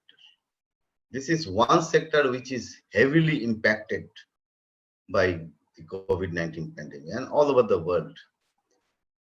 By heavily impacted, I mean there are a number of studies, and one common thing about all these studies is there are two common things in that. One is that for each tourist day, there is 5 days of employment which is created on an average. So we can well imagine that how employment has been affected as a result of COVID-19. Number two, tourism sector should not be looked at in isolation. It is highly linked both at the backward level or the back end and at the front end with several other sectors, including small and cottage industries. So as a result of COVID, those sectors are also highly impacted, and they are also quite employment or labor intensive. And I would say women employment intensive. So women workforce, they are disproportionately impacted as a result of COVID. So what we need to do is to go details into it and see, while we all talk about resilience, we have to have a very specific positive, by positive I mean positive discrimination in favor of those women workers, those women entrepreneurs, to get them back into the business. More importantly, get them back into the entrepreneurship, livelihood, and their pride, social and self-pride. And that is that has been hugely impacted. It's more of a question not just about economics, not just about society, it's also a question of psychology. So definitely we are going to make these recommendations. I'll come back to this point also. The secondly, again, you underlined, as like the previous speaker, that we should not blindly formalize the informal sector. We should contextualize the local context. And while doing that, there are several things we have to look at. But two things I would like to highlight. One is that we need to see even being informal. I mean, not formal in an official sense. How can we help them to get access to finance? That is very, very important. That's one end. Secondly, they are also employing women workers. How can we help those workers to access social security benefits? That's also very, very important. So these are the things. Of course, we are going to make recommendations for them, but we need to see that how can we not just make a recommendation or two, but make things happen on the ground. Not just outputs of a project, but to have outcomes and impacts on the ground.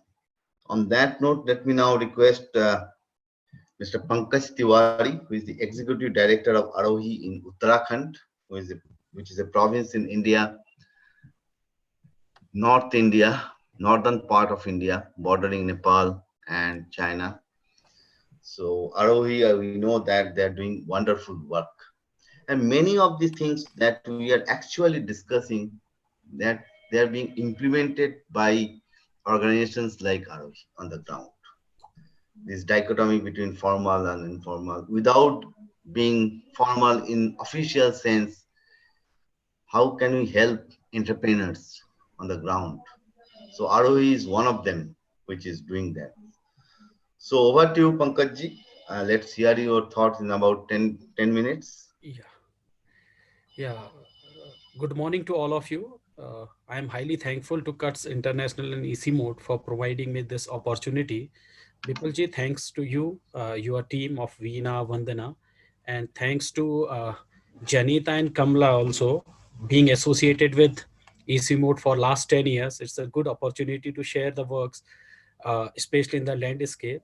So before that, I will just share that I have been working the Kailash sacred landscape with the ICIMOD program for last 8 to 9 years and continuing the activities over there. So have been a part of that program. It is a great platform to share my field experiences while I was there for a long time. So as Bipulji shared some of the key points, and it was discussed by previous speaker also, that production is going on there and the manufacturing is being taken care by the women.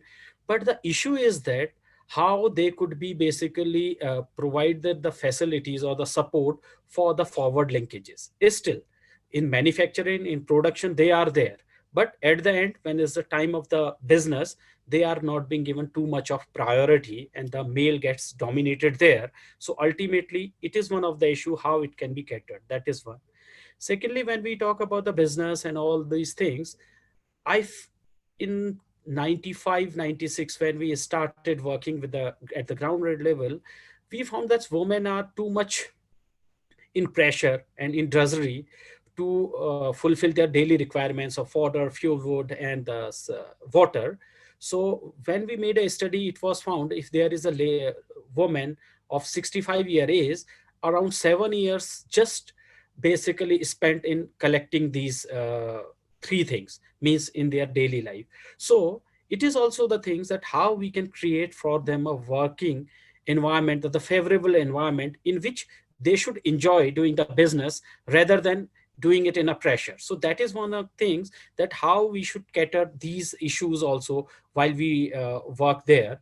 Then capacities of the males also need to be improvised, because when women are given too much of the opportunities, then again the pressure uh, is more and the drudgery increases. So I feel that how we can involve the male in a positive way, so they could be jointly the efforts could be made, especially women could also take care of forward linkages, and male should also get involved in the whole process of each and every value chain. Then one more point that we were discussing, then we talk about the SHGs, self-help groups, joint liability groups, cooperatives, and everything is there. But sometimes what is happening with the time, especially in the landscape of the government program, SHGs and JLGs are just meant for the monthly meeting, collecting some money, and then just basically linking it with the banks. But the issue of socio-economy and some environmental issues are still not taken up as it has to be taken up by the SHGs. So I think when we think of the women entrepreneurship or the entrepreneurship or the business, then the socio-environmental issues should also be linked with the SHG programs. So it should not be only one thing that we have to do the business. We have to just generate the income. We have to just get economically beneficial, but also how we can make it more social aspect, and also environmental issues also. Like already it was being shared earlier by you, as well as by the presentation you a study made, that a human wildlife conflict, climate change, these are some of the key issues. So we have to formalize in a way that environment, social aspect, and economic issues should be considered all together. One more thing I think in the landscape is the one of the biggest issue still we are sometimes missing, is that we are not looking too much about the health issues, not only during the COVID, but also earlier. And the maternal and child health is one of the key issues. If we want to make the women society happier and they could give their 100% to business, to entrepreneurship, to the economic upliftment, then this issue has to be addressed, that I feel as a part of ROE, because we are working on this sector, and we found this the issue of nutrition, issue of poor health, anemia, still this institutional deliveries are not there, maternal issues are there, nutrition, hygiene, these all issues are also required to be taken up if we need a holistic development, because without a good health, without a good mental and physical health, we can't expect a too much. So this is one of the things that I would like to share of being an experience of working in the landscape for last, and then the mountains for last 20 years.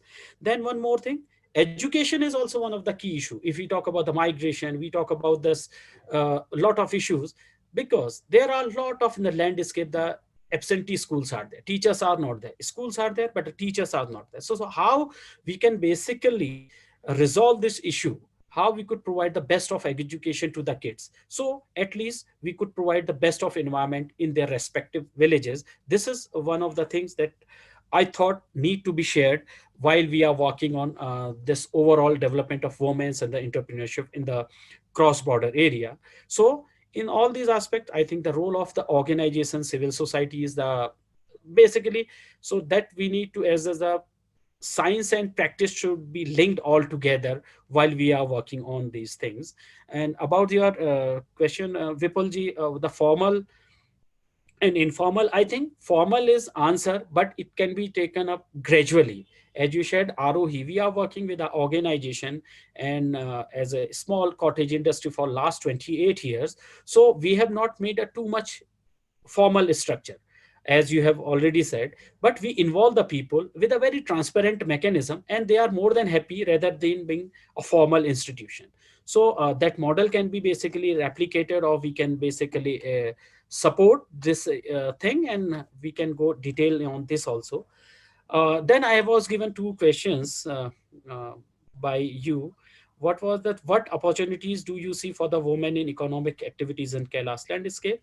So that already your study also resolved, and being a professional from the environment and forestry sector, I think that we have to think on the biodiversity based activities, both agro biodiversity and forest-based biodiversity, because when we are going to link this agro biodiversity into a business model, then only we are able to find the solution for the environmental challenges. That is one of the key point I would like to highlight here, because without having income from any of the crop or any of the diversity, you can't ask common public कि वो they will just basically protect the thing. So ultimately finance is there. So I think agro biodiversity wise there are a lot of niche product, like we in Arohi we works a lot on the culinary herbs. Those are being used, and post COVID and during the COVID period, the demand has been increased immensely. So there is an immense scope for these type of product now.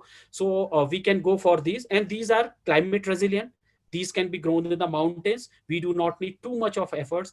These even many crops are not being damaged by the wild animals. So this is one of the area where we can use our best of our land. We can use through these activities. Then about the tourism, we operate the homestays. So we are just not having the homestays, but we have to link it like in the Kailash sacred landscape also with agro-based tourism, as Bipulji have already shared, that only going having the homestay is not a thing. But how we are basically involving the people with the agro-based industry. So ultimately it will help our whole sector of agro-based tourism, our skills, our traditional culture. It will support that. So these are some of the things that I feel are very important, especially when we talk about the Kailash landscape.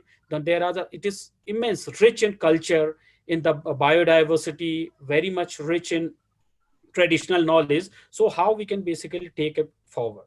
Then we need a lot of support for publicizing the innovations, because women do a lot of enterprising thing, innovation, but those are not being basically publicized. So this is one of the issue, that how we can take forward the small their story or small their learning could be taken forward in a way by all of us further.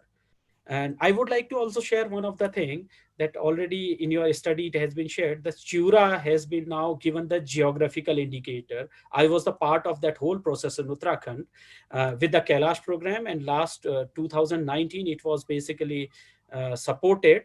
So Rajma, the kidney bean, and this apan, as well as this third bamboo species, and fourth is Chura, they are being already given GIs. The last certificate we are going to receive in coming month. So this is one of the things where we can work, and Arohi is now supporting the cosmetic industry with the Chura. We are going for the specific lip balm of Chura. We are going for the specific soaps of Chura. And already last week we are having a, just to share with you, we were having a 7 days training for the entrepreneurs there in landscape on Chura based cosmetic items.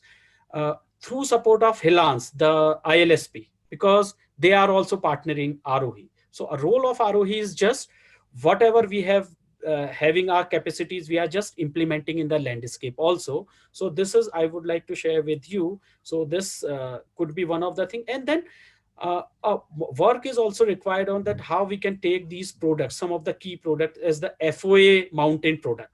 So that will help us a lot, like Humla ka kidney bean of Humla, Chura from here. So we can just cross border, we can work on it. And like this Chura, kidney bean, bamboo based industry, cross border, it can be taken up at mass scales. Already it has been attempted while we were working on the Kailash program earlier in 2017-18, and would be likely to continue this program. So cross border value chains required to be done.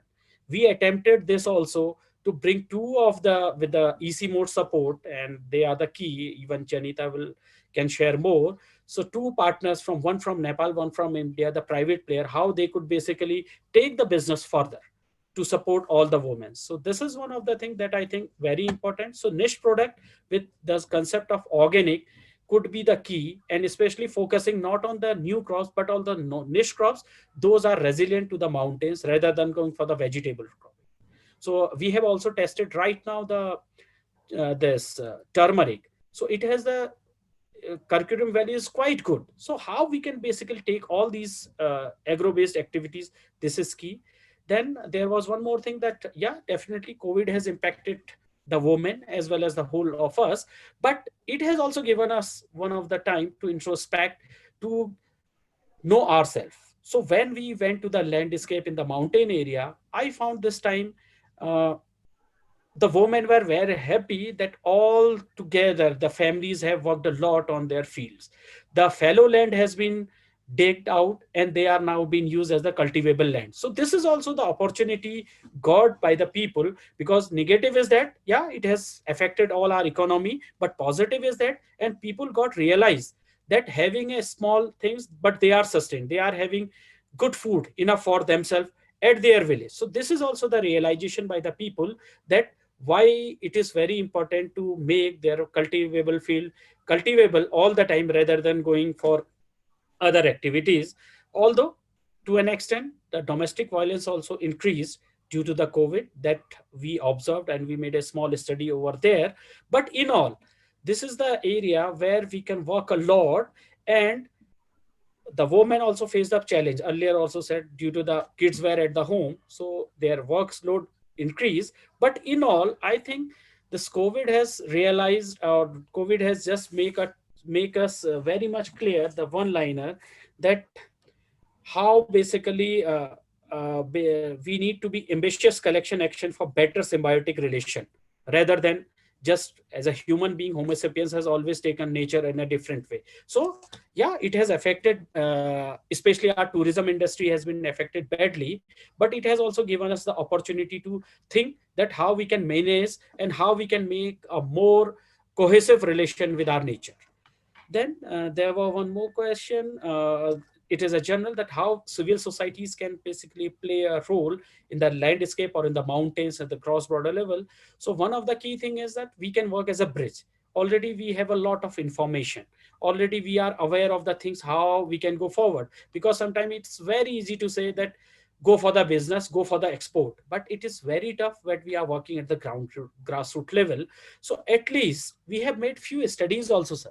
Sometimes the requirement within the district, within the landscape is too much, but we are just targeting some markets, and sometimes if we are not capable, we are not getting good returns. So ultimately we can go in a way how we can use the existing models, the model of Hilans, the ILSP, the model of Gramya, the World Bank assisted projects. They have almost 3-4 models, the infrastructure, how this Cuts International is having a huge experience nationally and internationally, and we are working in the mountains. So those infrastructure can be tapped, because otherwise later on they all turn as a white elephant. The infrastructure is there, but is being not utilized, having a good infrastructure there. So this is one of the area where the civil societies can play a key role, like us.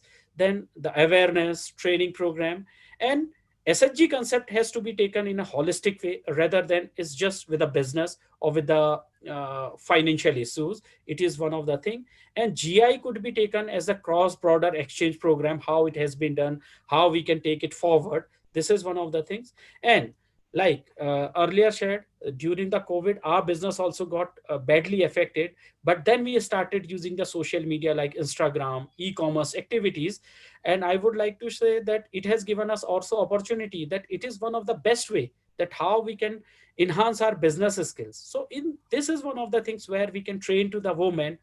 And already it was shared by your presentation that even 80% people are not aware of the using the smartphones in this for these things. So this is also one of the priority of civil societies, to make them literate with the digital technology, and so they could use it. So this could be one of the key roles. And one more thing, I think ICIMOD has already done a lot of work in this Nagoya Protocol.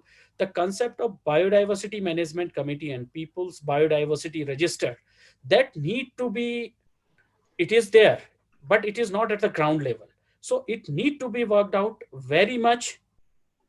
In a way, it should be reflected at the grassroots level. So it will be one of the opportunity where we can basically go for a very good a sustainable model of entrepreneurship, where we can provide women not only the income, but also a job for many people in a sustainable manner, and using this role of this PBR, BMC, the excess benefit sharing mechanism, directly to the producer at the grassroots level, especially to the woman.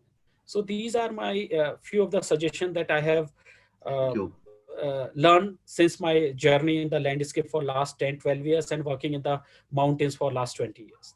Thank you, Thank you. Bipulji. Thank you. Thank you, Pankajji, for all your thoughts. And this is, we have taken some of them into our existing study, and not just that, you have also told us many ideas which we will be able to take forward at the next phase of this work. I've just one point I would like to make before I come to Ritaji, that in the beginning of your presentation, you talked about issues, subject, which some may say that not directly linked with entrepreneurship, business. But I don't agree with that school of thought, but I think they are direct linkages. My question is that, do you think that these two initiatives of Government of India, one is this providing subsidized cooking gas, and number two is providing water supply connections, Jal Jeevan Mission. Do you think that they are working in the ground, in the areas where you are working? Do you think that they will help our women folks of our society to save their time and spend their time in a much more productive manner going forward? So this is a very specific question, and briefly, if you can tell us, that would be great, and then I'll come to Ritaji. Yeah, definitely. As you suggested, sir, it is very important that entrepreneurship is linked with all the things, health, education, and the livelihoods. Regarding this specific question, I would like to say that, yeah, to an extent, this Ujjwala Yojana has been taken up by the people, but still, we made a lot of studies in the area. Still, people are dependent more on the fuel wood, because when we move in a tough terrain, the access to the this LPG is not very easy in the area, and if they are coming to the roadside and then they have to take it on their back or through other transportation facility, the cost is very high. So it's not very easy. It is good in the accessible where roads are accessible, there it is going on. And even after having the LPG cylinder, people especially use in the remote, in a very remote areas, just when they have a guest and they want to just uh, uh, prepare a tea for the people. Rest of the time they are still using the fuel wood. But for that, again, in the Kailash program, Kailash Sacredness Cape, we introduced the prefabricated biogas. Those are still working. We initiated this in 20 in 5 villages with 25 to 30 units, and still these are functional. So that is more productive answer or the sustainable answer rather than going for this. So I would just say, yeah, it's good that Ujjwala Yojana is there, but it is not too much popular and being used. Secondly, about this Jal Jeevan Mission, lot of organizations are already working on the drinking water supply. But the problem is this program is again one that we are not only in the landscape, we are facing here in our village Satoli, where Arohi is based, because ultimately first we have to maintain our water resources, the springs.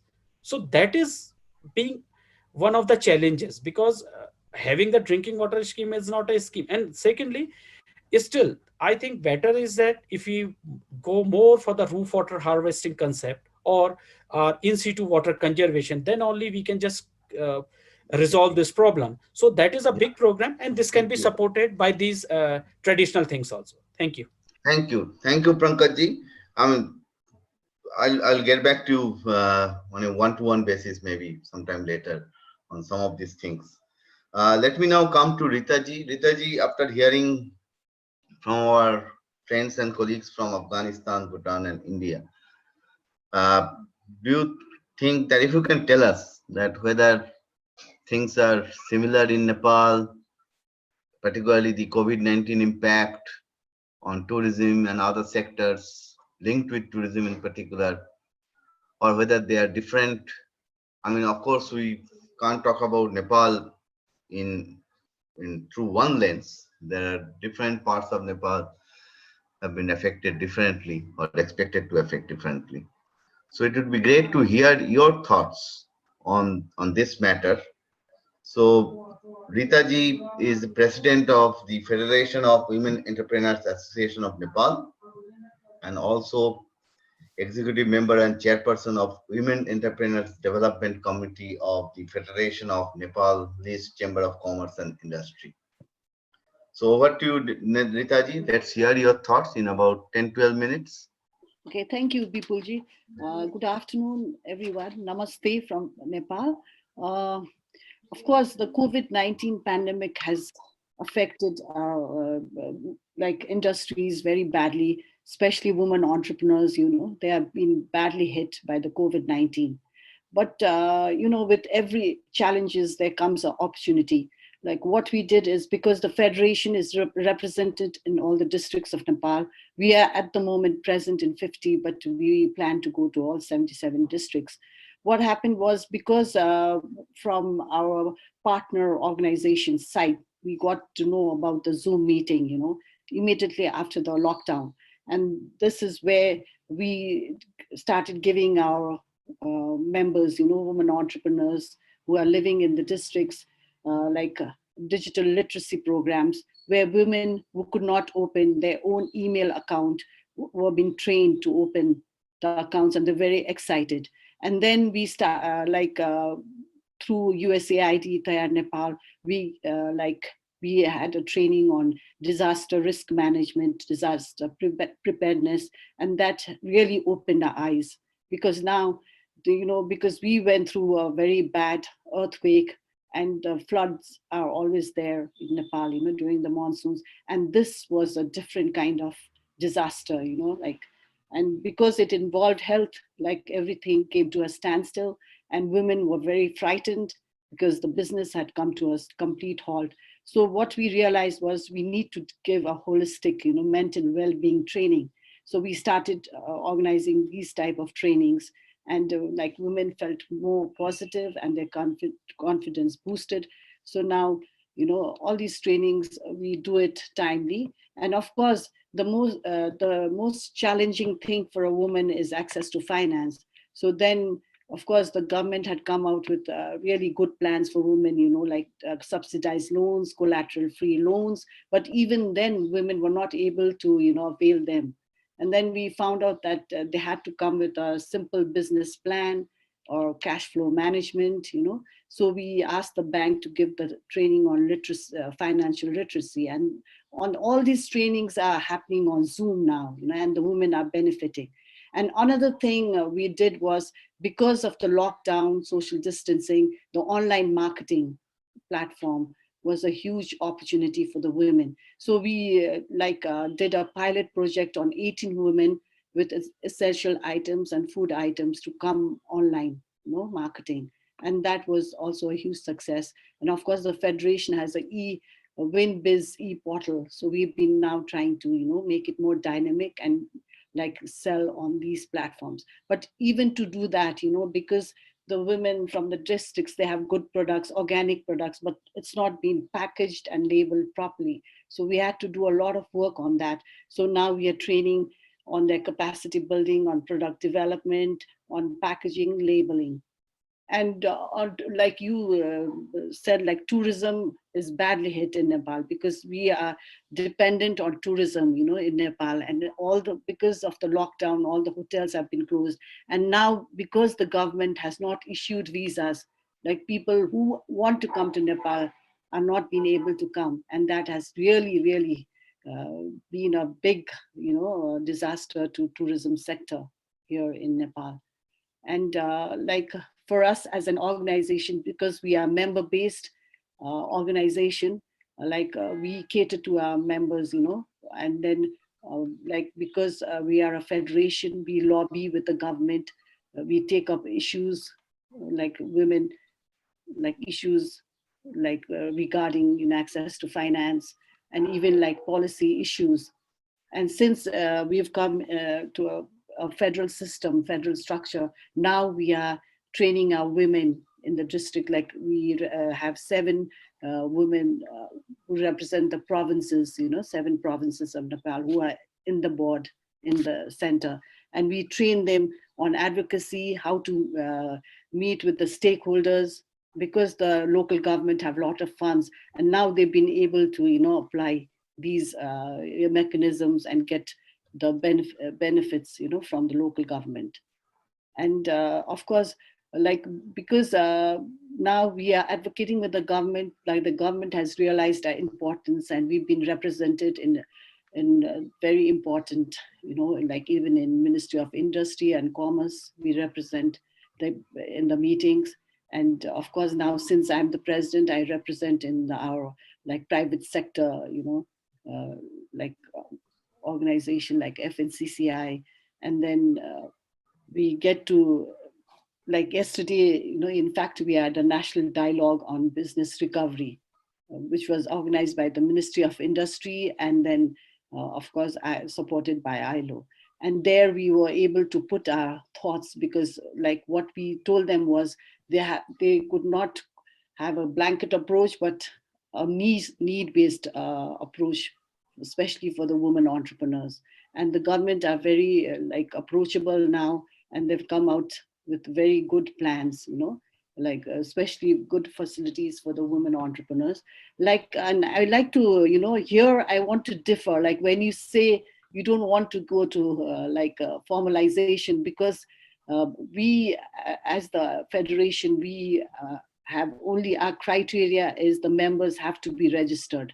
So in fact, 3 years ago, before the pandemic, we had been successful in formalizing 400 plus women, and they have become now successful entrepreneurs. But before we formalize them, of course, we do their need assessment, and we do a training on their capacity building. And of course, because once they register, then they have been able to, avail of all the facilities that the government are giving to women, because they're tax rebates and even the subsidized loans, collateral-free loans, which once they have formalized, they can, get these benefits. So we feel as an organization that formalization is necessary. Is that all? Yeah, it's that. Thank you. Thank you, Rita ji. Thank you, Rita ji. I agree with you that there are many advantages from being a formal organization, formal entrepreneur. But there are also, being informal, also there are advantages. So what I was trying to convey is that while formalization is good, but sometimes it may not be necessary to expand your business or in the given local context where you are operating. So on that note, we still have some time. We have about 10 minutes for questions and answers. So you can raise your hand, or you can raise your voice for any questions that you may have, whether it is a general question for all the 4 panelists or it is directed to any specific panelist. That's good. That's fine. So let's open the floor for the question and answer. Yeah. So Maryam, yes, let's hear from you. What is your question and to whom it is directed, or whether it is a general question? Over to you, Maryam. Hello, everyone. Thank you, sir, for a wonderful session. We've learned so much from this whole dialogue. Just a quick general suggestion from my end. I would want to know as to how we can keep in touch with all the members and yourselves for such future dialogues, and whether we could stay in touch with each other as a community. I think that would be a good suggestion. Yeah.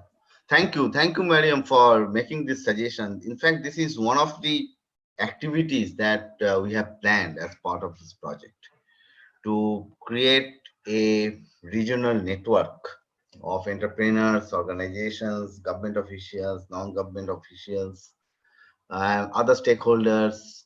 So going forward, definitely we are going to do it, and CUTS and ICIMOD together along with partners like you. Definitely we are going to do it. And taking into account or covering all these 4 landscapes. So this is just the beginning of a journey. And so thank you very much for your suggestion. Any other questions? You can raise your hand or raise your voice. Yeah, Syed Muhammad Abu Bakr, he has raised his hand. So yes, go ahead, please. Just 1 second.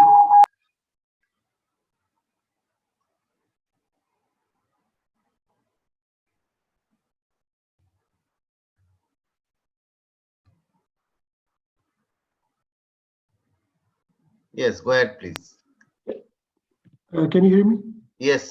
Yeah, I'm sorry, there was an echo. So I'm the KMC officer of RP2 at ICIMOD. My question is that is there a possibility that we are talking about engaging women in trade in a proactive manner and building their capacity and building their resilience against COVID and other human-led or climate-induced disasters? So how about an integration of women across all the landscapes, let it be the Hindu Kush Himalayas landscape or the Kailash landscape, and integrate them for better, exchange of products and better exchange of knowledge, and that can help to eventually empower women. Yeah, definitely. So as I said, we're going to create a regional network. We have experience of creating such networks at the regional level, also at the international level. And this is one of the elements that we are going to cover in that regional network. So it's going to have participation from all 4 landscapes, participation from different sectors, participation from different types of agencies, of course, to be led by CUTS and ICIMOD, at least to begin with. And one of the primary purpose of this network would be to exchange knowledge, ideas. So nowadays, I mean, since it is a much more enabling environment, at least electronically, so it will be, I would say it will be easier for us to exchange knowledge, exchange ideas, exchange successful models, not so successful models. The idea is to learn lessons from all these things. And sometimes we have found that we learn more lessons from not so successful models as compared to successful models. So we are going to design it. We are going to consult all of you while designing it. So thank you very much for pointing it out. Any other? Maybe we can, I think we can go for another 1 or 2 questions. Anybody else would like to pose any question? You can raise your hand, you can raise your voice. Of course, at the end of this program, we're going to have a group photo. You can use our website for that purpose. So if there is no other question or suggestion or clarifications, I would, yes, Pushpaji. There is one question from Pushpa Chatterjee, who is leading Bhutan Media and Communications Institute. Go ahead, Pushpaji. Good afternoon, everyone. Mr. Bipul, I just feel that it would be incomplete if I did not mention the study that we were involved in for the GDTFA, an extended project which looked specifically at how COVID situation has impacted women entrepreneurs in Bhutan, Bangladesh, India, and Nepal. And in Bhutan, BMCI was involved with this. So I realized that apart from what everyone has mentioned about what could be potential ways of helping women entrepreneurs, I feel it's very important to mention that there is a need for grants for women entrepreneurs, both informal, because there is a lack of access to finance in this. So when can access bank, it's very important that they get grants, collateral-free loans, or easy access to finance in order to, even during the pandemic, it would have been very useful. We also saw many women have changed their jobs, changed their businesses during the pandemic, trying to school. So ease of changing their businesses, the procedures for changing their licenses, all has also highlighted in the study that that was done earlier. Thank you. Anything else, Pushpaji? Thank you very much. Sorry, we can't hear you. Pushpaji? Yes. Yes, this is.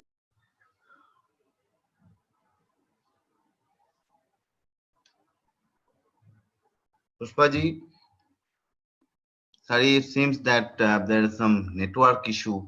I mean, I'm glad that Pushpaji has mentioned the other study which we have done. We are still working on that, which is about the gender dimensions of trade facilitation. I think Pushpaji has made, if I understood correctly, a very, very important point, which we need to look at much more closely and carefully, Kamala ji and Janita ji, as we make progress. That we know that there are a large number of people, particularly women entrepreneurs, women workers who lost their jobs, their business as a result of COVID. So what are they doing? What are the alternate opportunities that they are accessing or not accessing? So that's something whether government or other agencies are helping them or not. That's something we need to look at more carefully, more closely to understand. We all talk about resilience without getting into their details. For example, we all talk about new normal. What is that? Nobody knows.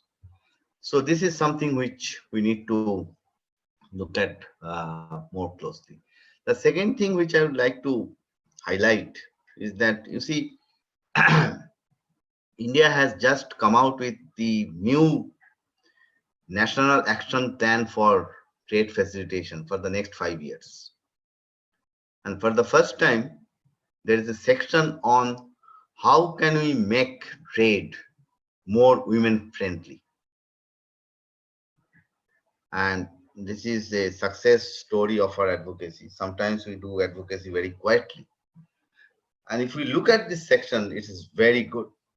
So we need to see to it that those measures are implemented on the ground. Right? So on that note, I think we have almost come to an end of this discussion. So let me conclude it.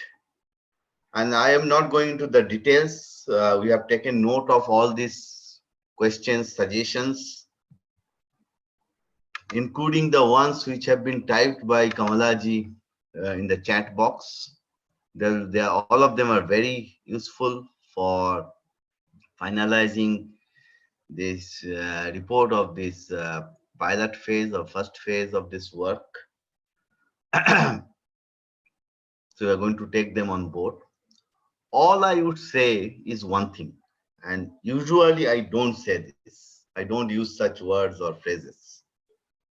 My hats off to all of you. My colleagues at CUTS, colleagues and friends at ICIMOD, or partner organizations from Tajikistan to Myanmar.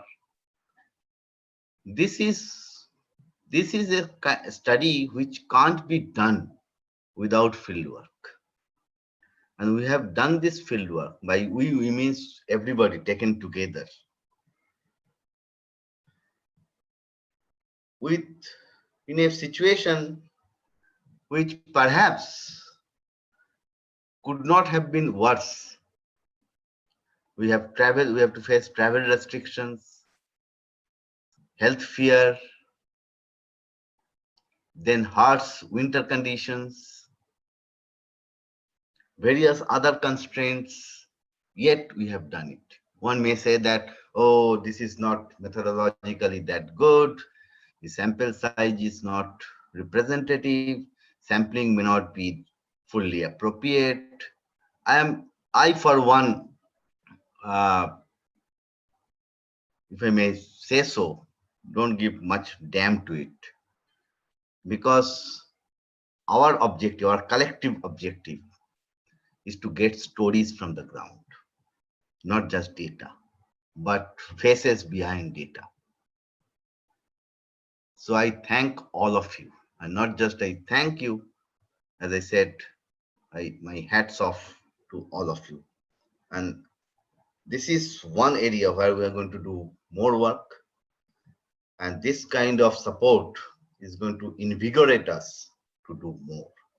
So on that note, let me now request Mrs. Chanda Gurung, who is a senior gender specialist at ICIMOD, who has given us a lot of support for this work, for her concluding remarks. Over to you, Chandaji.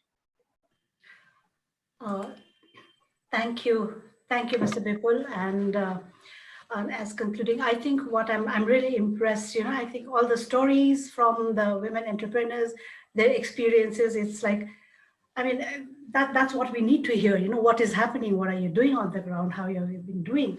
And that was really, I think, wonderful, gave us a lot of insights. How do we take this forward? It's not that this is a one-off study and we just finish it off with our list of recommendations.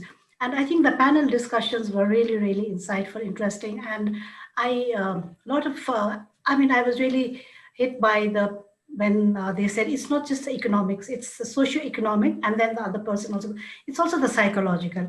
I mean, if you see, there's a lot of reports coming out that economic sector has been really hit hard in our region, and especially these smaller SMEs, where 96% of the people are involved. And I think women are the hardest hit over here, of course, given the situation here of women with all these challenging discriminatory norms based on gender and attitudes and practices. So I think, and based on that, so women have been taken a lot of work burden in their confined spaces in terms of their rights, in terms of their access to resources, financial assistance, and then now, the very small physical spaces that they have to maneuver in, given the restrictions on mobility, not just because of the COVID-19, but also the social restrictions that are placed on women's mobility. And on top of that, now the gender-based violence, how it has kind of exacerbated. It's kind of almost a shadow pandemic, as the UN Women has said. So I think we really need to see how are women struggling and surviving and their resilience. And to add with this study with cuts, I would just also like to inform that in ICIMOD, from the gender core team, we also did one very short, quick survey online with SODIF, that's the South Asia Development Forum for Women. We have done that with all 10 countries of South Asia with about 700 or 800 women, trying to reach them out online. And I think actually, with the two studies, we need to merge and see what are the big picture that's coming out. These women, and we see that women, yes, they've suffered a lot, but they've been resilient. They're trying to innovate, like they're now starting to look at the business with the raw materials were a big problem, but now they're using the local resources, local technology, and they want to carry on. And they're really going, the women are so happy, and I think they found it pretty novel to go into this e-commerce, and they really want to learn. So I think digital education has been something which the women have been obstacle for women. They somehow, as I think one of our women speakers also said that, they don't believe us when we say. So it's this whole attitude that women don't know much, women no need to learn, So I think that kind of practice and norm, we need to challenge these norms, these practices. Yes, women can do by giving these examples of how women have been resilient. So this study, we've taken out all of the novel innovations and resilience spirit that they've taken out.